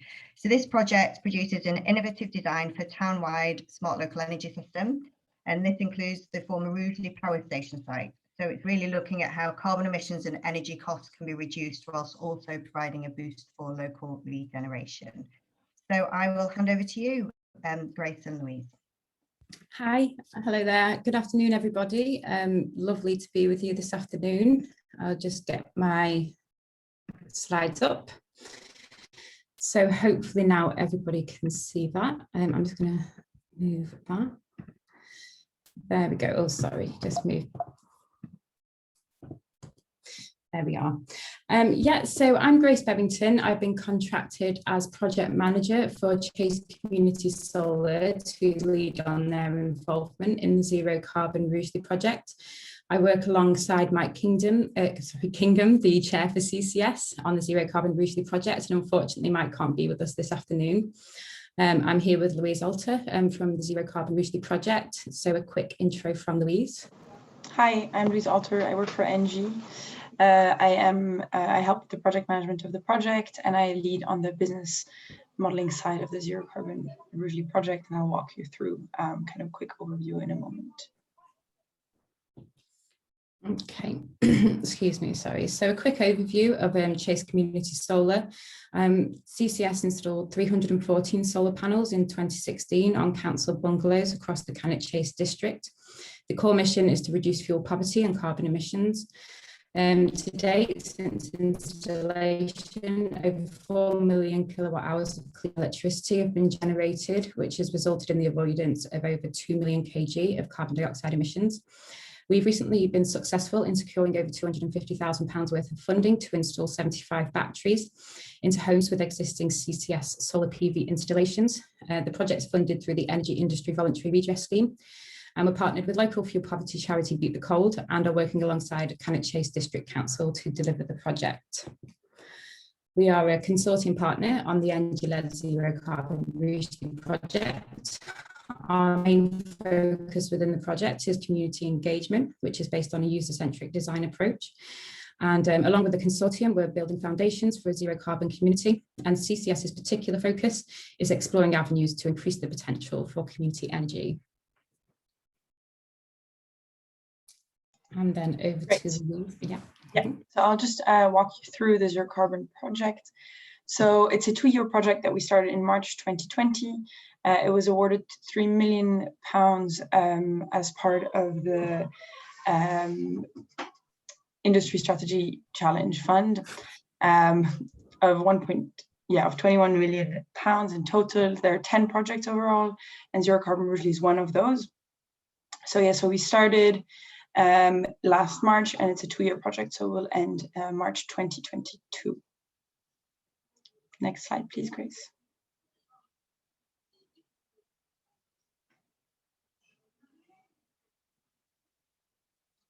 Great, thank you.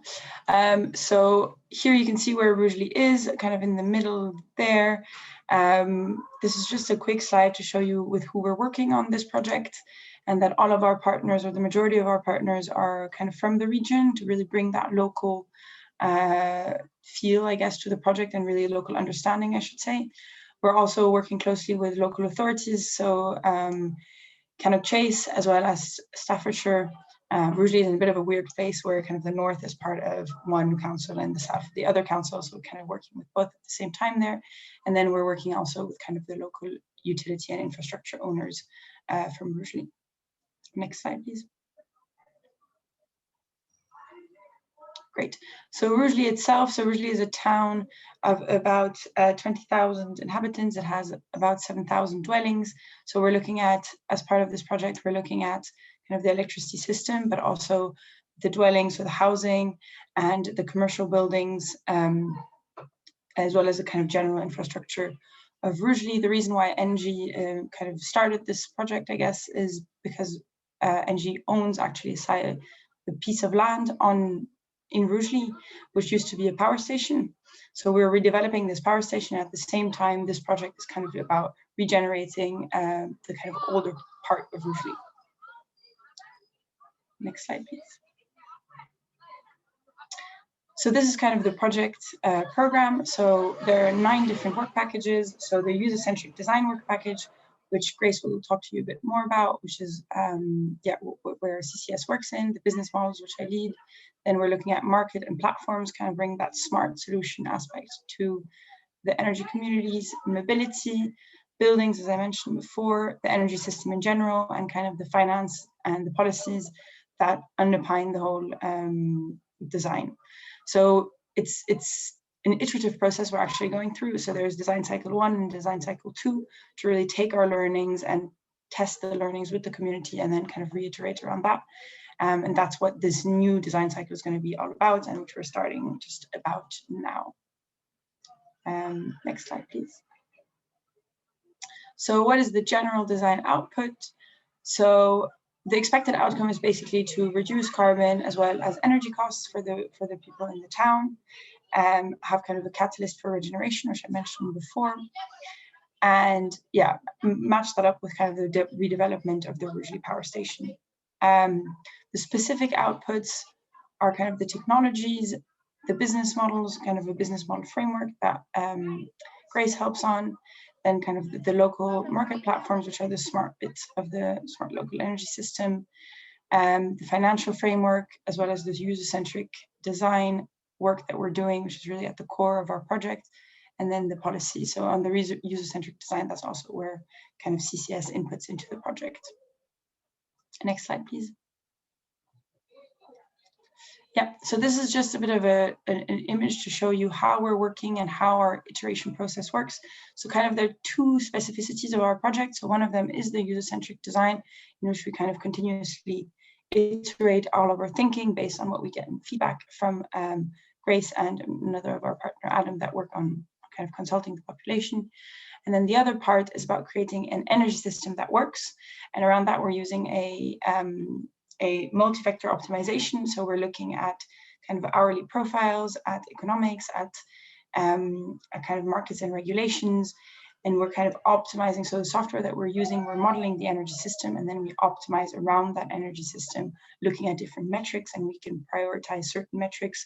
So for example, carbon, if that's what we want to prioritize, or finance, or kind of both hand in hand, just optimizing around that. And that kind of gives us the map on the right, where each sector, I guess, of Rugeley in terms of energy has specific solutions that work for that neighborhood, rather than just looking for kind of generic solutions that can be implemented across the town.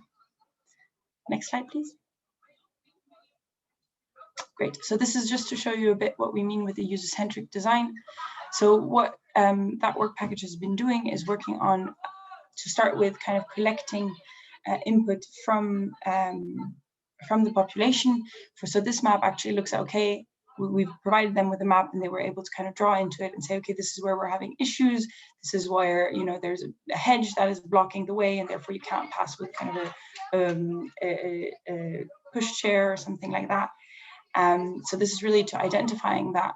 And then from that on, we're kind of creating materials around how we can improve things, around education, and then how we can create business models that can alleviate those kind of pain points for the population. Next slide, please. Great. So as part of this program, each of the work packages has kind of been developing some business models that I have kind of, well, that as part of work package 2, we've been looking into more detail. So there was 40 business models to start with. Those were already quite innovative, but we've then kind of selected those business models that cover all of the aspects of a smart local energy system that we would be interested in, and kind of picked some out of those. And now we're working on those and kind of developing a bit more detail into them in terms of commercial model, but also in terms of interface with the customer and things like that. And that's where kind of the CCS work comes into place again. So looking at energy communities, including, you know, commercial and everything around that, but also energy communities focusing primarily on efficiency behind the meter. I think that's for me. Okay, yeah, so we're going to look at what are the challenges and opportunities for community energy to deliver smart energy business models. So for Chase Community Solar within the Zero Carbon Rugeley project, obviously the opportunity is that Chase Community Solar are already established and trusted in the area. So we have existing relationships with tenants and members of the community, and also with local councils and organisations, and obviously already have existing renewable energy solutions in place. So in terms of information sharing and creating partnerships, we have those networks in place, and we've been able to offer advice on our processes and frameworks, and are currently working on translating our business model into the Zero Carbon Rugeley framework, so that it's kind of in line with what Zero Carbon are working with, and how we can adapt and hopefully expand our business model to be able to deliver some of the solutions.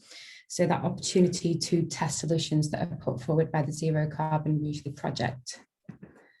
Some of the challenges, well, for community energy groups in general, they are often smaller organisations and volunteer-led. CCS have had a particular challenge with recruiting new members, so members to the board. And due to the capacity of community energy groups and also the funding, there is that challenge to deliver at the scale that's required in order to reach net zero. Early stage funding, that's certainly a challenge. There's no urban equivalent to the Rural Community Energy Fund. And then looking at the tensions between local delivery and engagement and the need for large scale operation. So where do community energy fit within the kind of energy transition and the decarbonisation and the decentralisation of energy, and what are the tensions that are there? And the complexity of interplay between different retrofit and renewable solutions. So sort of breaking down the retrofit process and understanding and deciding sort of which challenges to take on and which can be met through community energy. What are the key opportunities and learning for other community energy groups? So it's certainly come to light that community energy groups do have a key role to play in the energy revolution. So smart local energy systems are obviously designed specifically for local areas. So therefore local organisations are important for community engagement and involvement. Where these new infrastructures may come into place, obviously the fact if there are existing community energy groups in the area, then they play a crucial role in that delivery of the solutions. And the opportunities for community energy organisations to lead or be a key partner in the delivery of smart local energy systems as well. So this is all around our community engagement. What have we done to bring people on board, and how has the community project been community-led and designed? So Zero Carbon Rugeley uses a user-centric design approach, which is led by Keele University. We have Zoe Robinson and Adam Peacock who lead on that work package, and CCS work very closely with Adam and Zoe and the rest of the consortium to deliver. So obviously in the COVID world that we're in, social media engagement has played a really significant part. We've mainly used Facebook, and actually it's we've had a very far reach on there, and we've had lots of engagement, lots of comments, and you know, it's been a very useful tool in the world where we can't meet face to face. We've also held some workshops. So again, we've had to move them to online. We are hoping that we can do some face-to-face from now on. We teamed up with the New Vic Theatre, who are a consortium partner who have a very unique approach to workshops, something called cultural animation. And they're really good at taking quite complex and technological sort of ideas and solutions and translating them into stories and activities that we can do throughout the workshops. So they're really participatory and engaging, and they really provide very rich information and qualitative data that we can then feed back to the consortium. We've also conducted a number of stakeholder interviews, so key stakeholders within the community. That's helped provide a slightly sort of different perspective to what we may get from community members, and also quite in-depth for the particular organisation that they're with, what are their challenges, what are their barriers, and what's important to them as well. As I mentioned, Adam, he's heavily involved with the social media, and from that sort of noticed there were a few people who were commenting on quite a lot of things and were really engaged and motivated to do more. So he created the community ambassadors. We currently have 6 on board, and they're sort of our critical friends, give that critical perspective. So any work we're thinking of putting out there to the community goes through the community ambassadors first. They give us their understanding of it, their perspective, and how they would format that or put that out there to the community.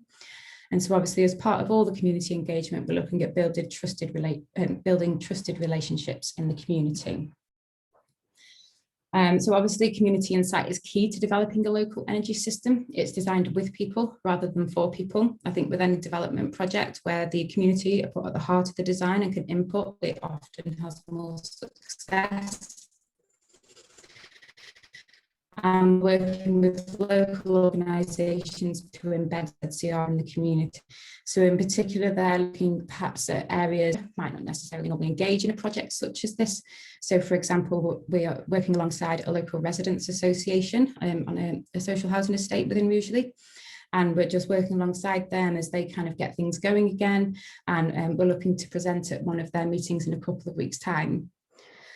In terms of the user-centric design approach, so it's sort of, we gather information from the community, we feed that back to the consortium, that then influences the design, and then we're at a stage now where we go back and test solutions, feed back to the consortium, so we have full circle there. So an example of this is CCS are about to begin on Community Energy Futures. So this is looking at the implementation of the solutions put forward by ZCR and which can be met through community energy, and how we are going to sort of deliver that process. So we're having a scoping phase at the moment with a consortium to gather all of our ideas together, and also a meeting with community members to gather sort of baseline perceptions. Then we're going to design workshops, social media posts, and create a steering group within the community to see which business models the community would work with best, which they would prefer, and how we are going to deliver this following the end of the project in March 2022. Here is an infographic of our user-centric design process. So as you can see, we look at consortium needs. We've mapped out the community, began with sort of speaking with community gatekeepers and stakeholders, simplified our terminology and decided how we're going to engage. And then we moved to the circular thing there, which is a continuing process where we collect primary data, analyse community perceptions, feedback to the consortium, which is then evaluated, and the designs are developed and the appropriate community wants are included and incorporated into the design. And as Louise says, we're now moving into our next design cycle, where we are able to redefine our project scope and what we're going to do based on our findings and understanding from the first design cycle. So have we found any technological solutions or barriers? So the technological solutions, the energy technology that's needed, obviously PV, batteries and heat pumps, they are already available but not introduced at scale. Zero carbon requires high level of electrification, as alternative solutions like hydrogen are too far away. And our distribution network is just not ready for electrification, capacity-wise and smart solution-wise. And general data availability due to a wide range of asset holders. So what have we identified as the key challenges and barriers for the project, including any unknown risk? So zero carbon usually challenges and barriers, which are quite specific either to zero carbon region and then more towards community energy. Obviously, COVID-19 has had a significant impact, but we've moved to online working and finding new ways of working, which have actually meant little delay to the project in general. The project is aiming to deliver a design for a smart local energy system, and the consortium are aware of the financial and wider challenges of implementing such a project. But we've set up a number of mechanisms to show how the design could be implemented. So as I mentioned, the Community Energy Futures would be one of those. So we're trying to understand how we can break this down and implement that in and make sure that the community sort of input is put in there to help develop these mechanisms for delivery. Obviously, a more general comment is reaching net zero requires a united approach. So working with local authorities and organisations to raise awareness and support. So support for the project and vice versa for us to support them on their journey. Through the Zero Carbon Usually project, as investors are uncomfortable with the blended investments in the finance framework. Some challenges and barriers more specific to CCS and also community energy in general.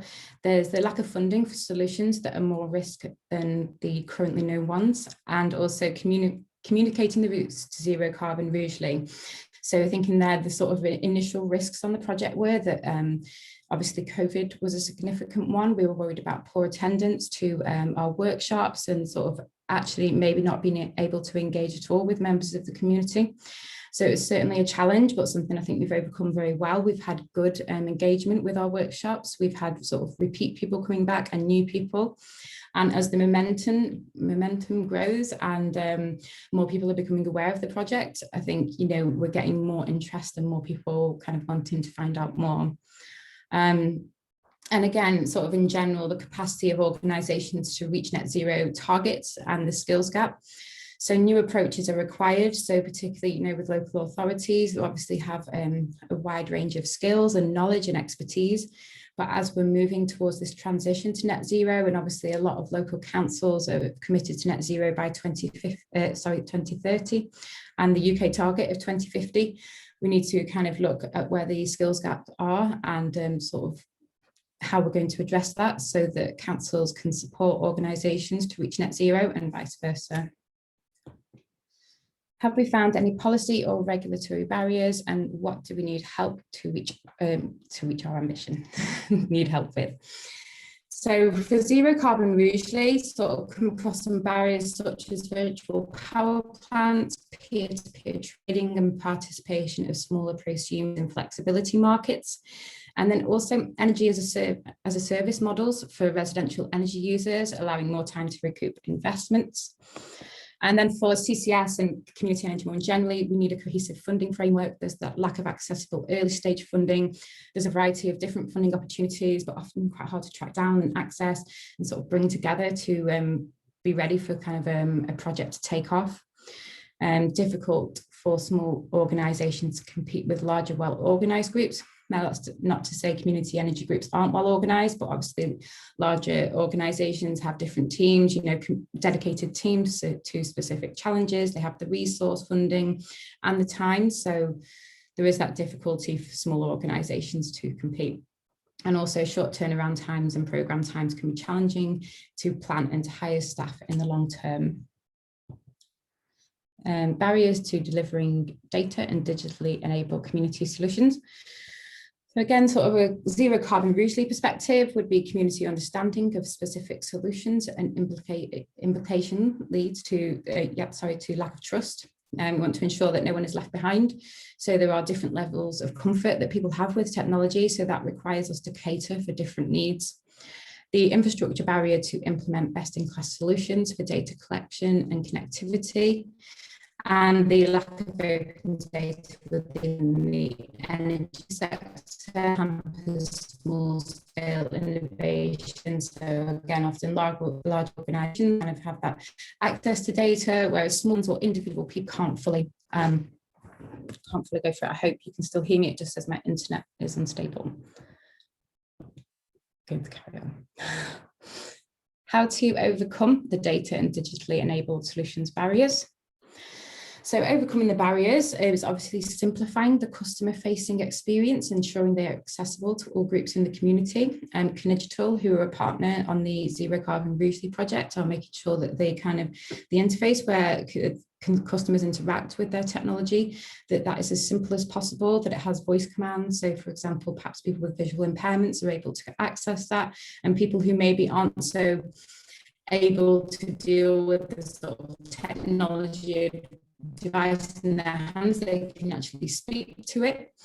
I think boosting confidence and trust in the community is key through good quality materials, giving the right information, the right time, and sort of highlighting the benefits to the community. And on the ground projects will help provide data and learnings for how to engage with the community, and showcasing best practice, providing open data.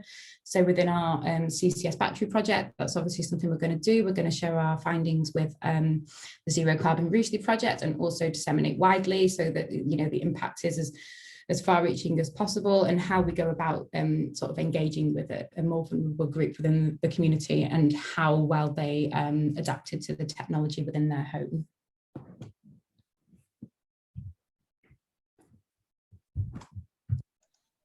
Come on to my final slide here. I think Louise. Yeah. Here. Yeah.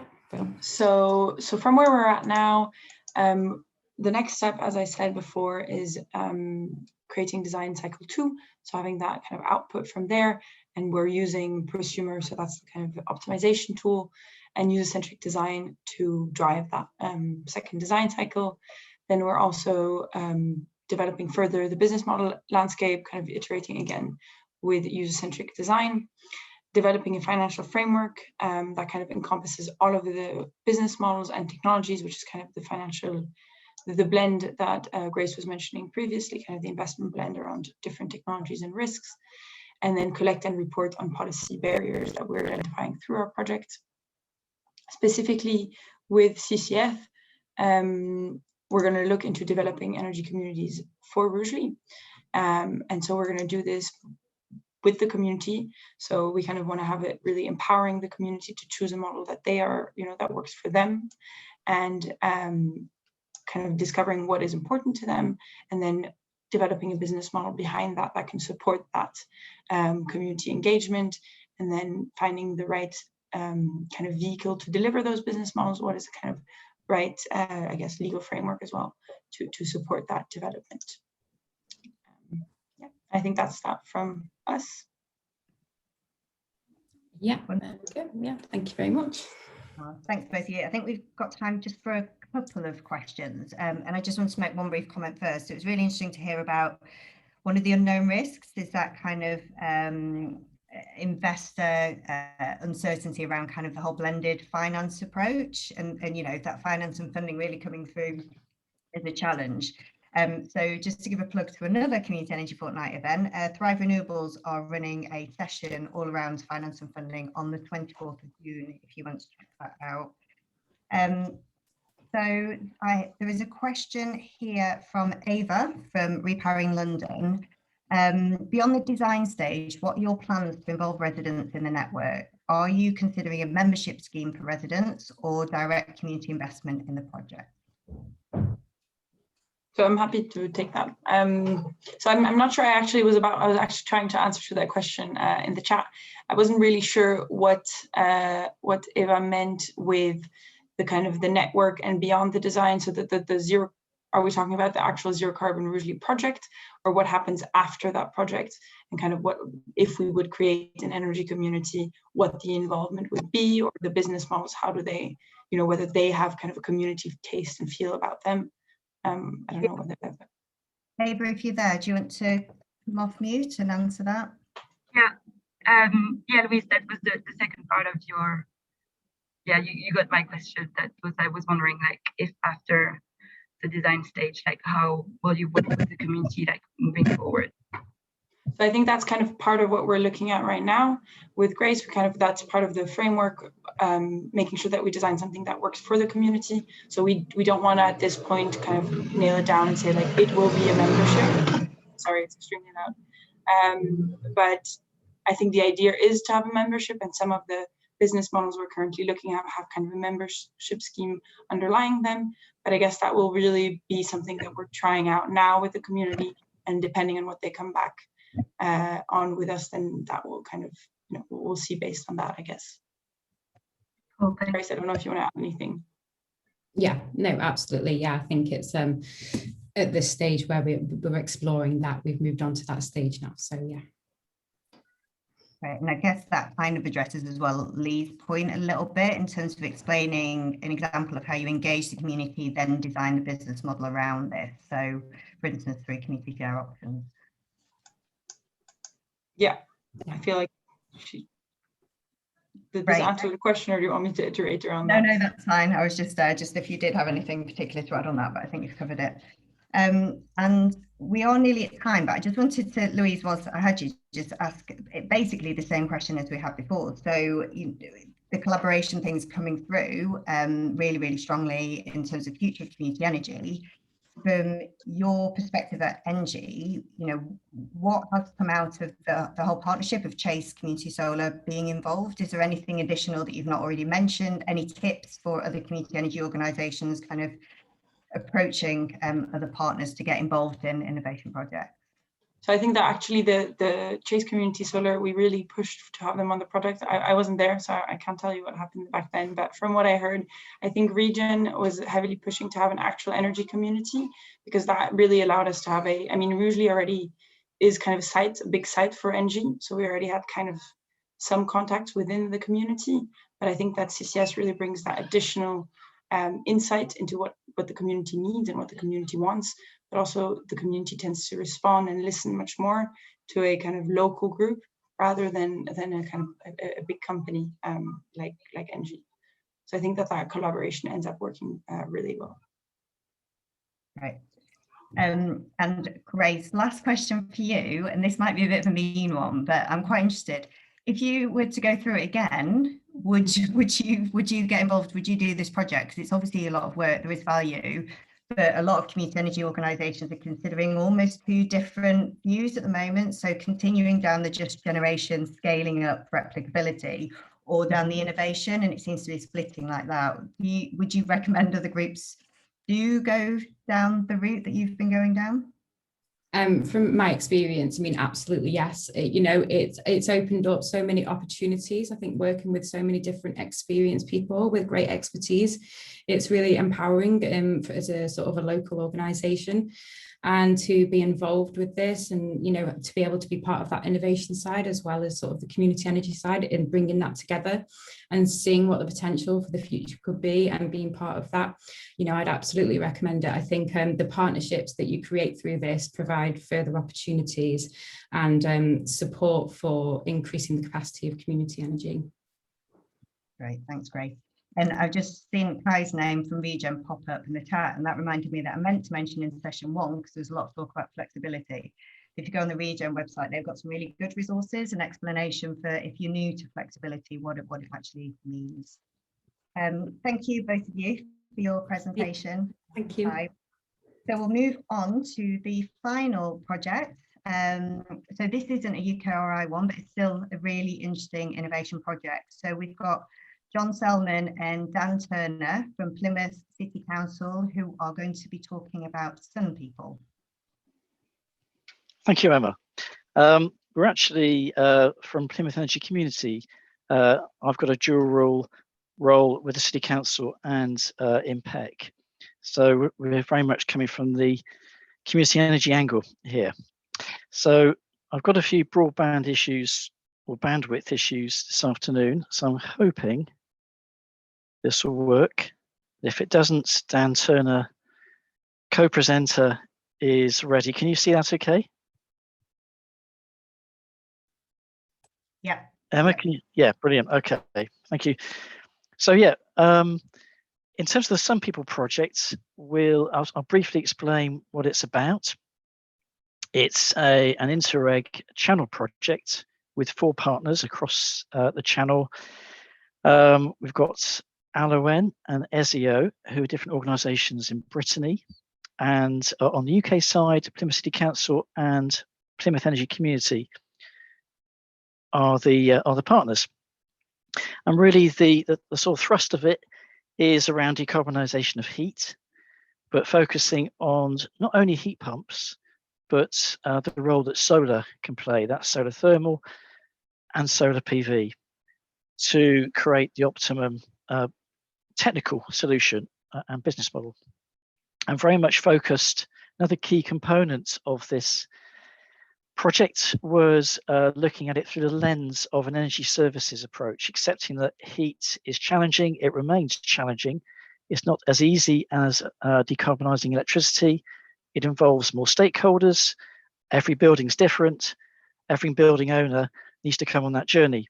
So accepting that an energy services approach could help to unlock some of those challenges.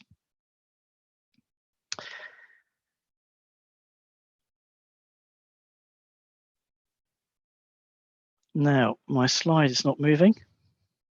Oh yes, here we are.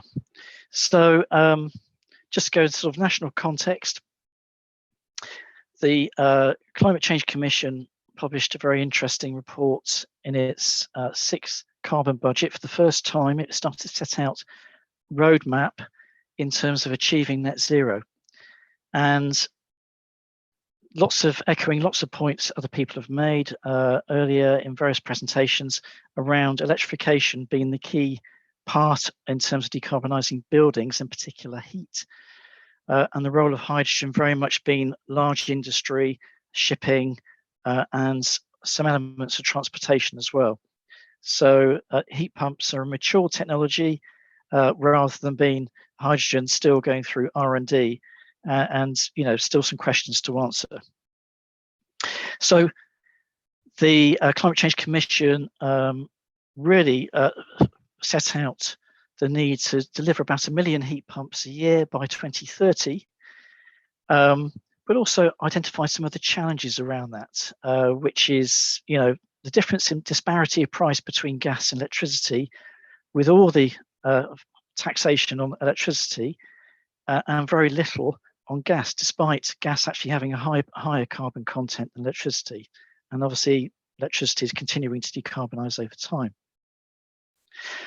And then, so we've still been waiting for some time for a national strategy around heat. And we're told that the government has produced the heat and building strategy back in March, but we're waiting for it to be published in June. So we're waiting with bated breath to see what comes out. Because we desperately need that overarching strategy that will set out the economic mechanisms to achieve this massive change in terms of heat.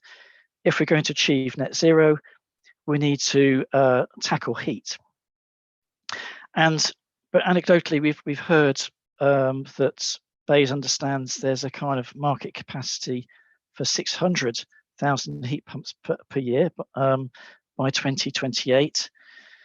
But the current starting point is around 30,000 a year, so it's very, very low.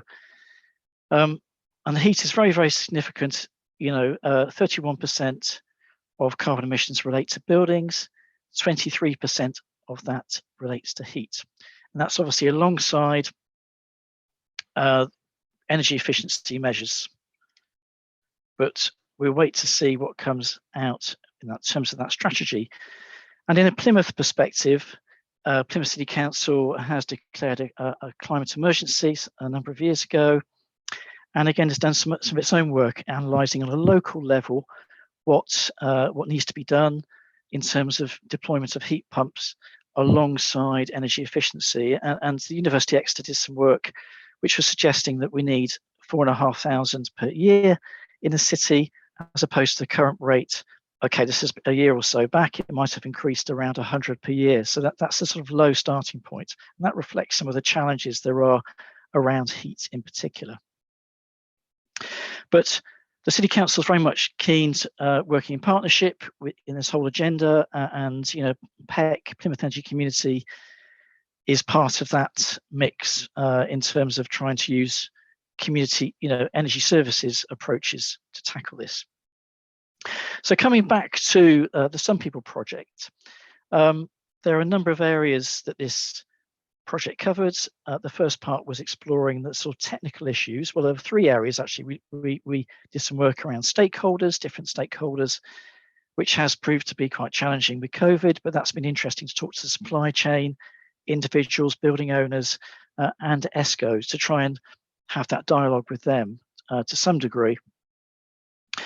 The other area was around looking at technical case studies. We've looked at all sorts of different buildings, houses, domestic, large listed buildings, which we know are challenging, office blocks, commercial buildings, civic buildings, to name a few, and quite a number of village halls as well. So, and that's really helped us to understand what the approach in a technical sense can be. These buildings are all different. They have different energy efficiency strategies that can take place or not. And also helps us to understand what, how the market, how the supply chain is evolving as well. And some of these projects have been taken forward to delivery with heat pumps later this year. And again, we hope to learn more through that process. But in terms of trying to draw some overall conclusions from that, it has thrown up some interesting, I suppose, perspectives in terms of the introduction of heat pumps in terms of existing buildings. I think if we can separate out new development, which will largely be picked out by future home standards and planning policies, really what we're talking about here is the biggest challenge, which is retrofit, where we really sort of need some new interventions at the national level to help unlock that. But in terms of the learning, in terms of retrofit, the sort of normal premise is that you need to insulate and bring buildings up to a certain standard before you start considering a heat pump. The answer that we found through our investigation of different buildings is not necessarily. I mean, higher efficiency, is achieved with heat pumps with lower demands, and reducing, increasing energy efficiency of properties is definitely a big advantage. But if you're trying to stop combustion and reduce carbon emissions quite quickly, there are opportunities to introduce heat pumps without necessarily doing a major sort of retrofit in terms of energy efficiency. And that's particularly important with some of the sort of listed buildings, which is quite challenging. There are some smaller interventions which can work. So anyway, there's 4 sort of key components that I'll briefly touch upon that have come out of this project. So, looking at the heating system, looking at the internal space, looking at what sort of ambient source of heat you are looking at, and also looking at the power supply.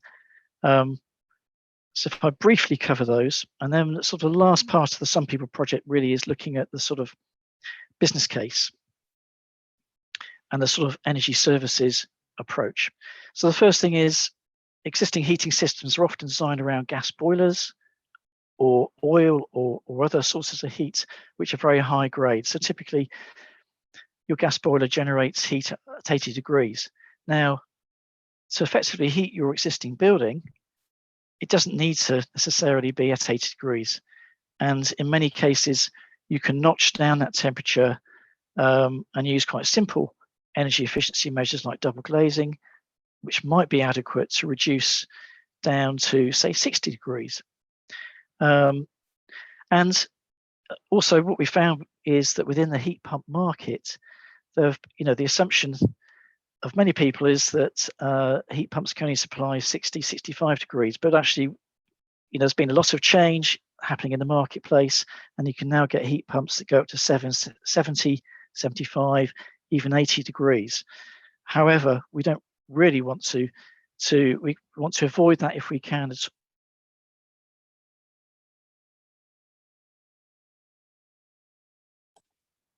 Oh, John, I think your sound's just dropped off.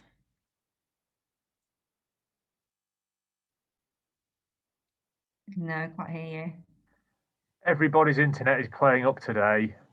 John still seems to be on the call, but I can't see or hear from him at this moment. Oh, there he is. Dan, are you able to come in at this point? Oh, I'm prepared for this. Yeah, all right. We'll give it a go. So I think, yeah, John's absolutely right in terms of we looked at the market a bit, and it was quite interesting to see what actually is available there. You know, there are obviously the desirable outcome is you have a more energy efficient property with the lowest temperature heat pump you can, but there are some difficult to get properties where that might provide a solution. So I think that's quite an important finding, and that engagement with the supply chain and manufacturers was quite an important part of the project. And also understanding community energy's role within that supply chain, which I'll come on to later on, was quite key in that, and how we engage with the market. John, do you want to move on to the next slide? Because I think this is on your side, if that works. Can you see that, Dan? I can hear you now. Oh, I can hear me now. So shall I just pick up again where I was? Go for it. Can you hear me now, Emma? Yeah, I can. All right, sorry, yeah. Sorry about that. So I'm having sort of bandwidth issues in Cornish superfast broadband down here. So the other sort of key area is space, internal space. You'll need space for a water tank, very often the buffer tank, and also pipe routes externally, but also external space, particularly where you're looking at air source heat pumps. So that can be a challenge with some properties. And again, which source are we looking at? Air. We've got several schemes in Plymouth where we're looking at air source, you know, with large listed buildings where we've got externally sited high temperature air source heat pumps.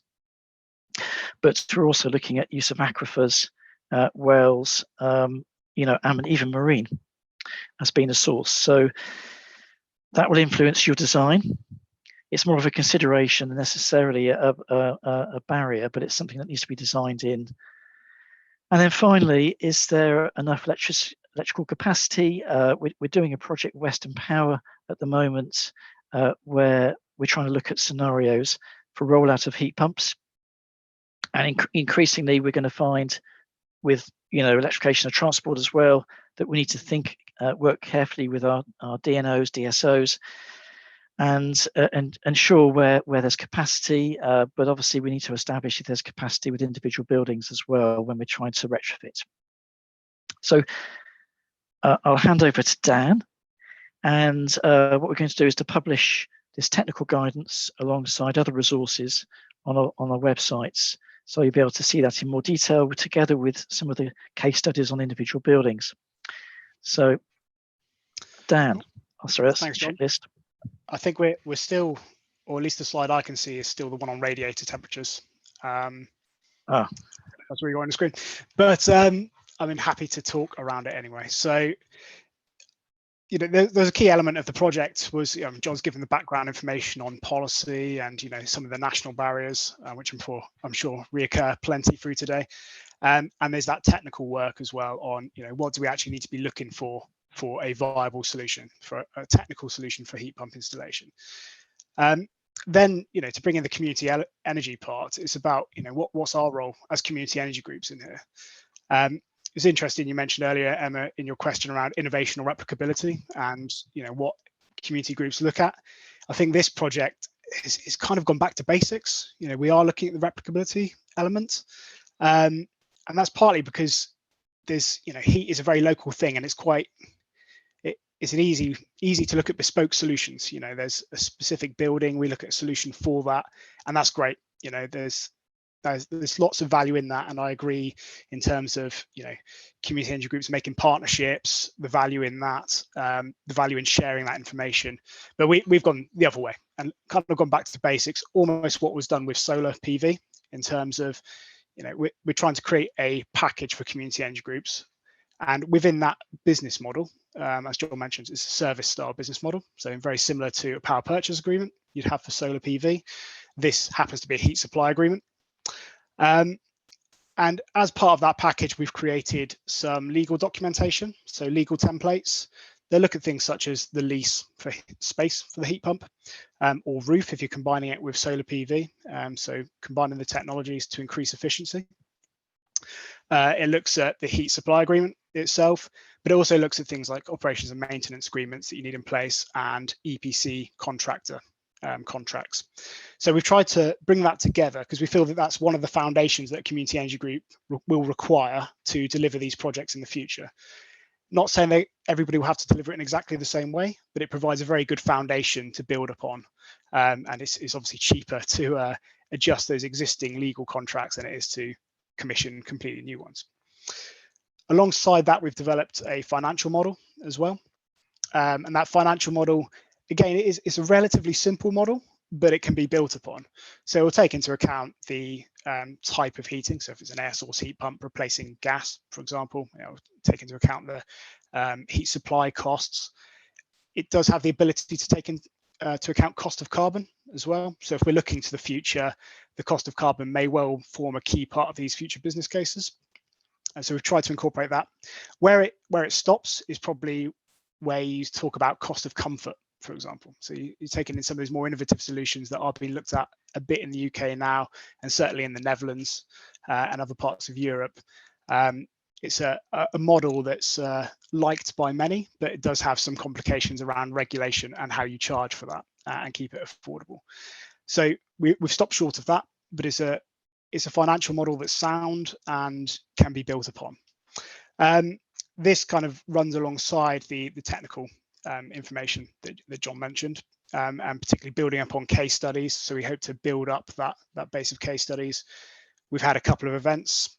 So we had an in-person event, feels like a while back now, with stakeholders. There was a range of stakeholders from, there was the council, there were businesses, there were community energy groups, and there were residents. So it was quite a broad range at the outset of the project.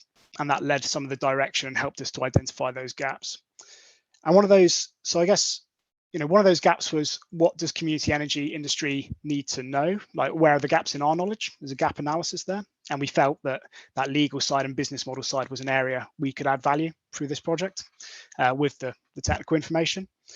And the other bit was understanding, what value do we have as community energy groups? Because actually, often we'll look at the commercial sector and we'll say, oh, well, they've got lots of money, or they've got great technical knowledge, but actually we've got a lot that they don't have as well. We've got a fantastic connection with the community. And particularly when you're thinking about heat is often a local solution. We can't send it hundreds of miles very easily. It tends to be in that locality. And that should be a huge element of the community energy role is, we're working in that community, we understand it well, and we can engage with the business owners or the building owners, residents. And that can help us create something more on a community scale that perhaps a commercial operator might struggle to do, because they do it as it's a case-by-case basis as people come to them. So I think that's an area we felt that community energy can add a huge amount of value.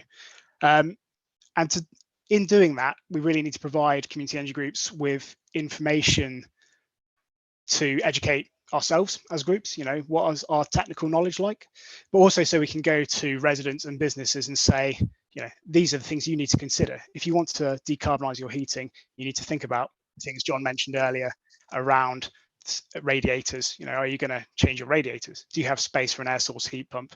Are you near to water for a marine heat pump? So the other document alongside the ones mentioned earlier was created by Barabara Hammond, and is basically a checklist of things to consider for building owners. And it's an initial feasibility, really. It's kind of like a walkthrough energy audit, the equivalent of that. But it gives, certainly in Plymouth Energy communities, like our model, will provide that information to our energy advisors, and that's just an extra tool in their toolkit to go into households and say that actually, we've looked around your house and you could consider a heat pump, and probably an air source heat pump is the thing to consider. And I think that independent advice is essential, because most homeowners would, certainly I put myself in that camp. I'd be like, I'm not quite sure if my house is suitable for a heat pump. It's actually a really difficult thing to assess yourself.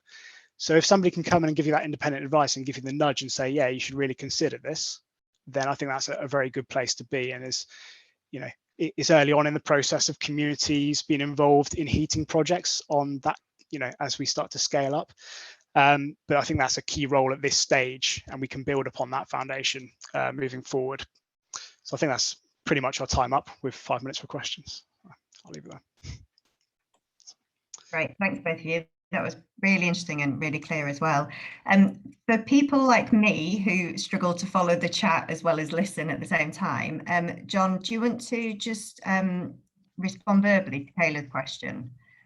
Yeah, it's a really interesting point, and there are challenges with the economics because of disparity between gas and electricity at the moment, and that's why I'm particularly keen to see what the heat and building strategy says, and whether it addresses this challenge that taxation is very high on electricity but not on gas, and yet doesn't reflect the carbon content of those sources.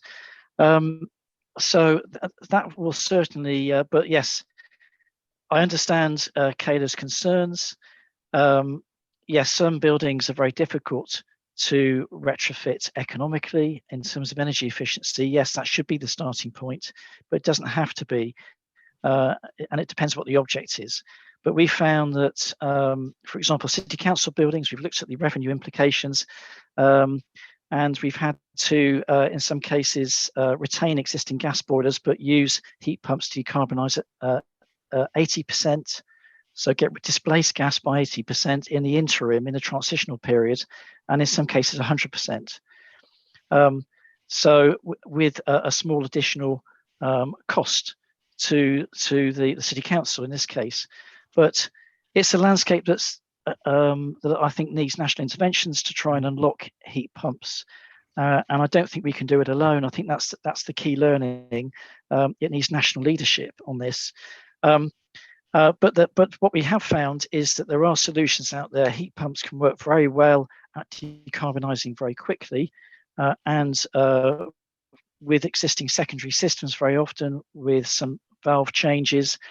Some simple energy efficiency upgrades such as secondary glazing, double glazing, etc. And with flexibility tariffs coming in the future, maybe that's another way that we can look at, capitalising, reducing costs, particularly for social housing. I know we've been talking to Live West and other RPs in the Southwest about how they're going to decarbonise their buildings, which are very keen to do without being detrimental to the building owners. And I think you can use heat pumps with buffer tanks, for example, to use off-peak electricity with flexibility tariffs in a way that doesn't detract from affordability. And they're already using heat pumps in many rural areas. It's mainly urban areas which are the most challenging with gas at the moment. So following on to a couple of other technical questions then, just very quickly, because I'm also going to take Chair's prerogative and ask a question at the end. So Dave Green from Share Energy, surprised to see talk of flow temperatures of 70 degrees. Surely the efficiency drops right off at these temperatures. We've seen some, again, we're delivering some schemes with high temperature air source heat pumps. They have to have a return temperature of no higher than 60 degrees, the majority, but there are solutions out there. And in the transition, you might have to retain a gas boiler for some of those loads. We're talking about large buildings here. So they're not small buildings. Yeah, the technology is out there. And they can supply higher temperatures. The most efficient solution is to have a very thermally efficient building and use a lower temperature heat pump. And that's less costly. And obviously that's the ultimate, but it's challenging. All sorts of buildings have different issues in terms of making them more energy efficient. Right. Dan, is the heat as a service model being offered to households as well? Have you got plans to take in that direction? So at the moment, it's been very much just taking it through that model and try to see how feasible the model is. Without RHI, it's pretty tough. I think it will work with off gas properties potentially, but we would like to see it on residential properties. And we've actually just got some funding through MCS Foundation to look at housing archetypes and heat pumps. And the idea of that is we can take a typical housing archetype for Plymouth, for example, so it might be a 1930s terrace property. We can look at the thermal qualities of those buildings and do a load of modelling, and then hopefully we can, if depending on the suitability, we might be able to replicate that through that housing archetype. And the reason for doing that is in that modeling, we would build in retrofit as well. So can we put in certain retrofit measures that bring this property up to a level where the heat pump becomes more efficient and basically an optimal delivery in terms of the economics versus efficiency. So that would be very much looking at the residential side. So it's early stages. This isn't something that's ready to go to market. We're not going out of it right now, but we are looking to build on it in the residential space, as well as the commercial properties that John has mentioned earlier. Well, there are a couple of other technical questions in the chat that maybe you can answer online, because I've just got one other slightly off topic question, but it's something really interesting, because Plymouth Energy Community was one of the first of our members that I went to visit back when I started in my role, I think in 2015. And I've always been really interested because it's always held up there as this kind of exemplar of local authority and community energy collaboration, but also it's very unique in that it's not one of those models that we can say is very replicable for others, because it was kind of the perfect time to bring the local authorities together. Have you got any tips from your experience, though, from you wearing kind of both hats, that other community energy projects wanting to work more closely with local authorities? Any kind of tips for how they go about that and at least start to go down the path towards your sort of collaborative model? I think there's sorry, Dan. On my side, I think there's two separate parts to Plymouth Energy Community. One is like that energy advice side, and there's working with an authority in that space. And then there's the sort of delivery of commercial projects, which is obviously a different space to be working in. If I take the delivery of projects, I think increasingly that's moving towards more of a commercial model. Now, they can be very helpful having the council partnership, and obviously if you need planning permission and stuff, then you have to go down that route anyway. Where it could be very valuable is around the financing side. So they can offer lower cost financing. It's a safer debt provider than a high street bank. And I think it's about like my advice would be, all these authorities have, or the majority have put out a climate emergency action plan. I would argue the majority that have no idea how to achieve that. I would go to them with solutions and say, look, I've got a solution to your problem. We can deliver X, Y, and Z if you work with us in this way. What you've got to understand what they don't want. They don't want their time to be taken up. Time's precious. They're not too interested in spending lots of time with community energy groups. If I'm being very cynical about it, I don't think. But they do have problems they need solutions to. I think that's where community energy groups can come in.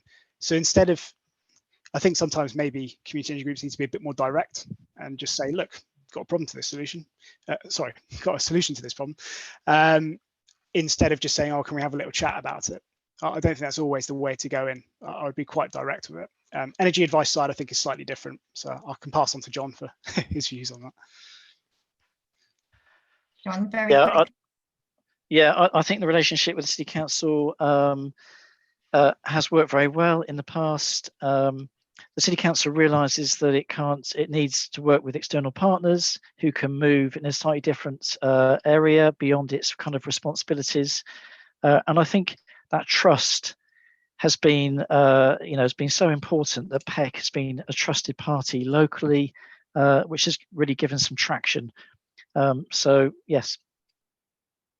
Great, thank you. And thanks both of you for your presentation. So we're going to move on now to the Community Energy Soapbox. So we've had 3 people put themselves forward, so they're going to have 3 minutes each to speak to us all. So first up, we've got Dr. Elaine Ford from Swansea University. Hello, good afternoon, everyone. Thanks, Emma and John, for inviting me to speak today. I'm a researcher at Swansea University, social scientist and ethnographer. I do a bit of teaching in engineering on appropriate technologies, energy innovation, and community consultation methods. My research, well, hopefully I'll get to share a slide now. I'm not sure how to do this on Zoom. Sorry, I'm going to use all my 3 minutes faffing about now. I don't know, I'm not good at. Here we go. Green bottom at the bottom. Yeah. Here we go. Here we go. Share. Oh God, can't do that now. I'll tell you what I'll do. I'll just do it the old-fashioned way. Okay, so I've done research on people who choose to live off grid, people who are sort of innovating on the grid edge. Development work in Africa on a project actually might be of interest today to do with green hydrogen. That was a lot of interest today about heating. There we were looking at how we could apply hydrogen gas and cooling, certainly as a hydrogen battery, just to decouple supply and demand from renewables. I'm going to have to interrupt you. What I've come hopefully to talk about today briefly is a model I've developed for community consultation called Fuel Stories, which I worked with the Centre for Sustainable. Hello? So your bandwidth's dropped quite low, so we can only just hear you. Can't hear you.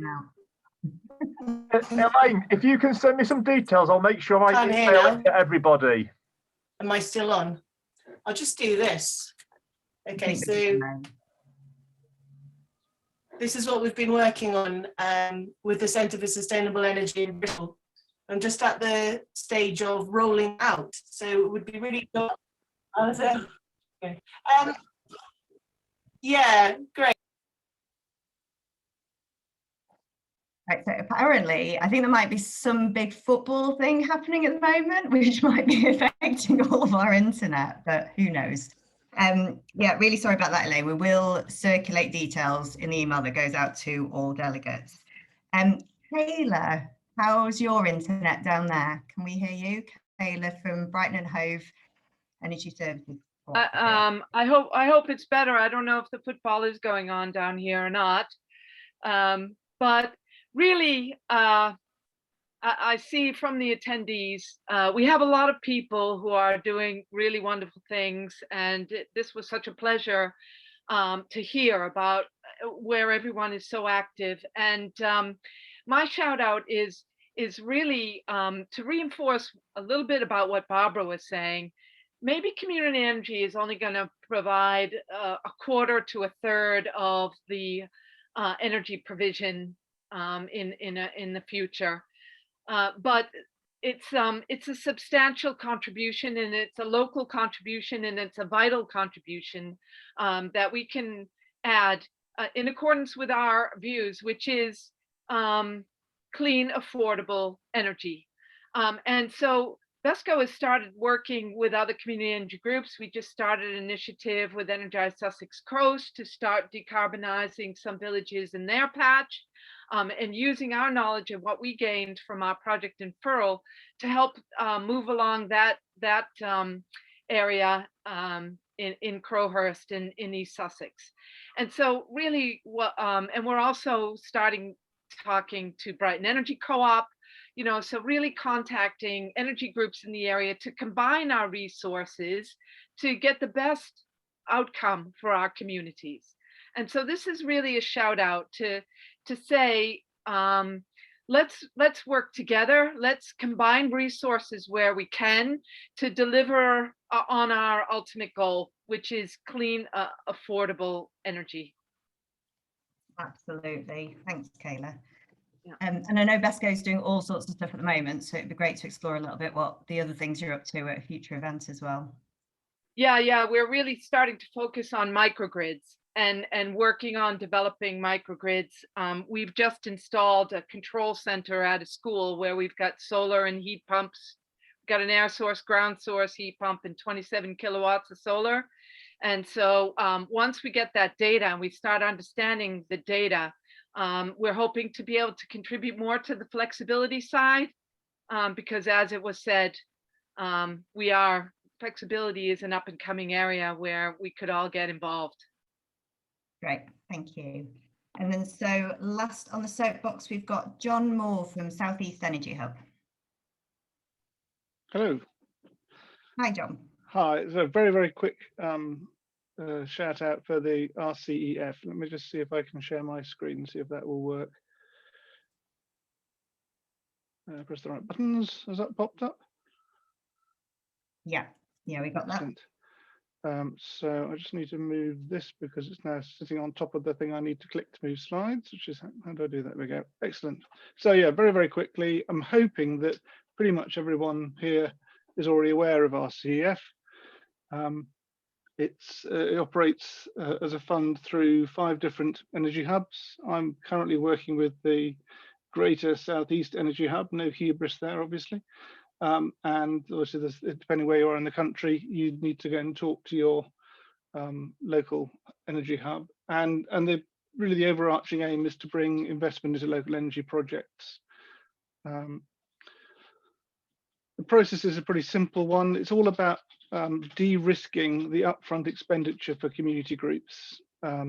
It's 2 stages of grant, one for a feasibility stage up to £40,000 and the second up to £100,000 towards development costs. It's 100% grant funding, and the intention is to enable groups who otherwise would stall because they haven't got the money to spend to get the advice they need to initiate a project.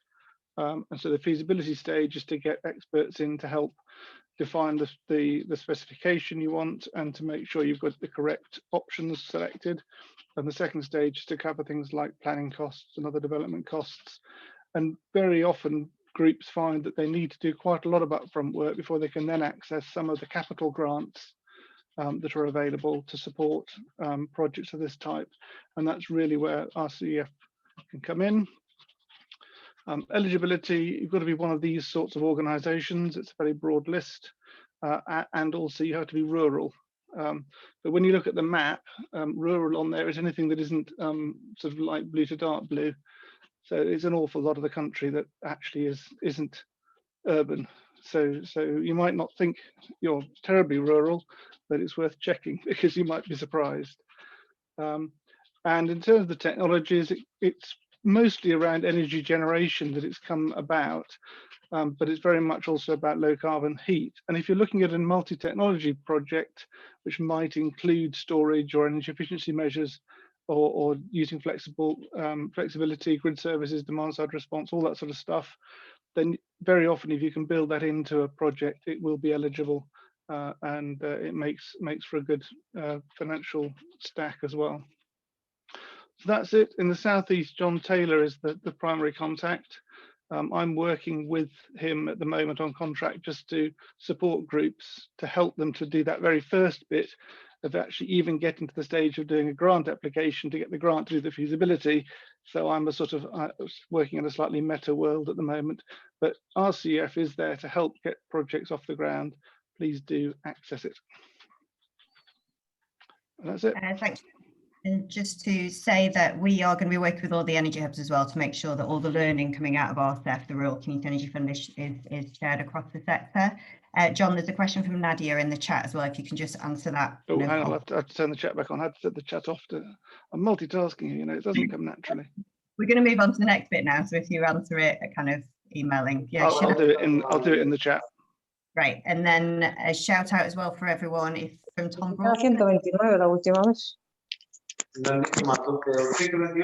to mute Anya for me, please? Thank you. Also, Tom Broughton at Let's Go. Are there any community groups working on agrivoltaics beyond sheep grazing to avoid argument that solar farms will use space for food? So do get in touch with him if there are any examples. And one other thing from me is, and John probably won't welcome me saying this, but those of you who are in urban areas, getting back the Urban Community Energy Fund is still one of our key lobbying asks. So do you get in touch with your energy hubs to lobby for that and to say that it would be useful, as they will be talking today about future support mechanisms.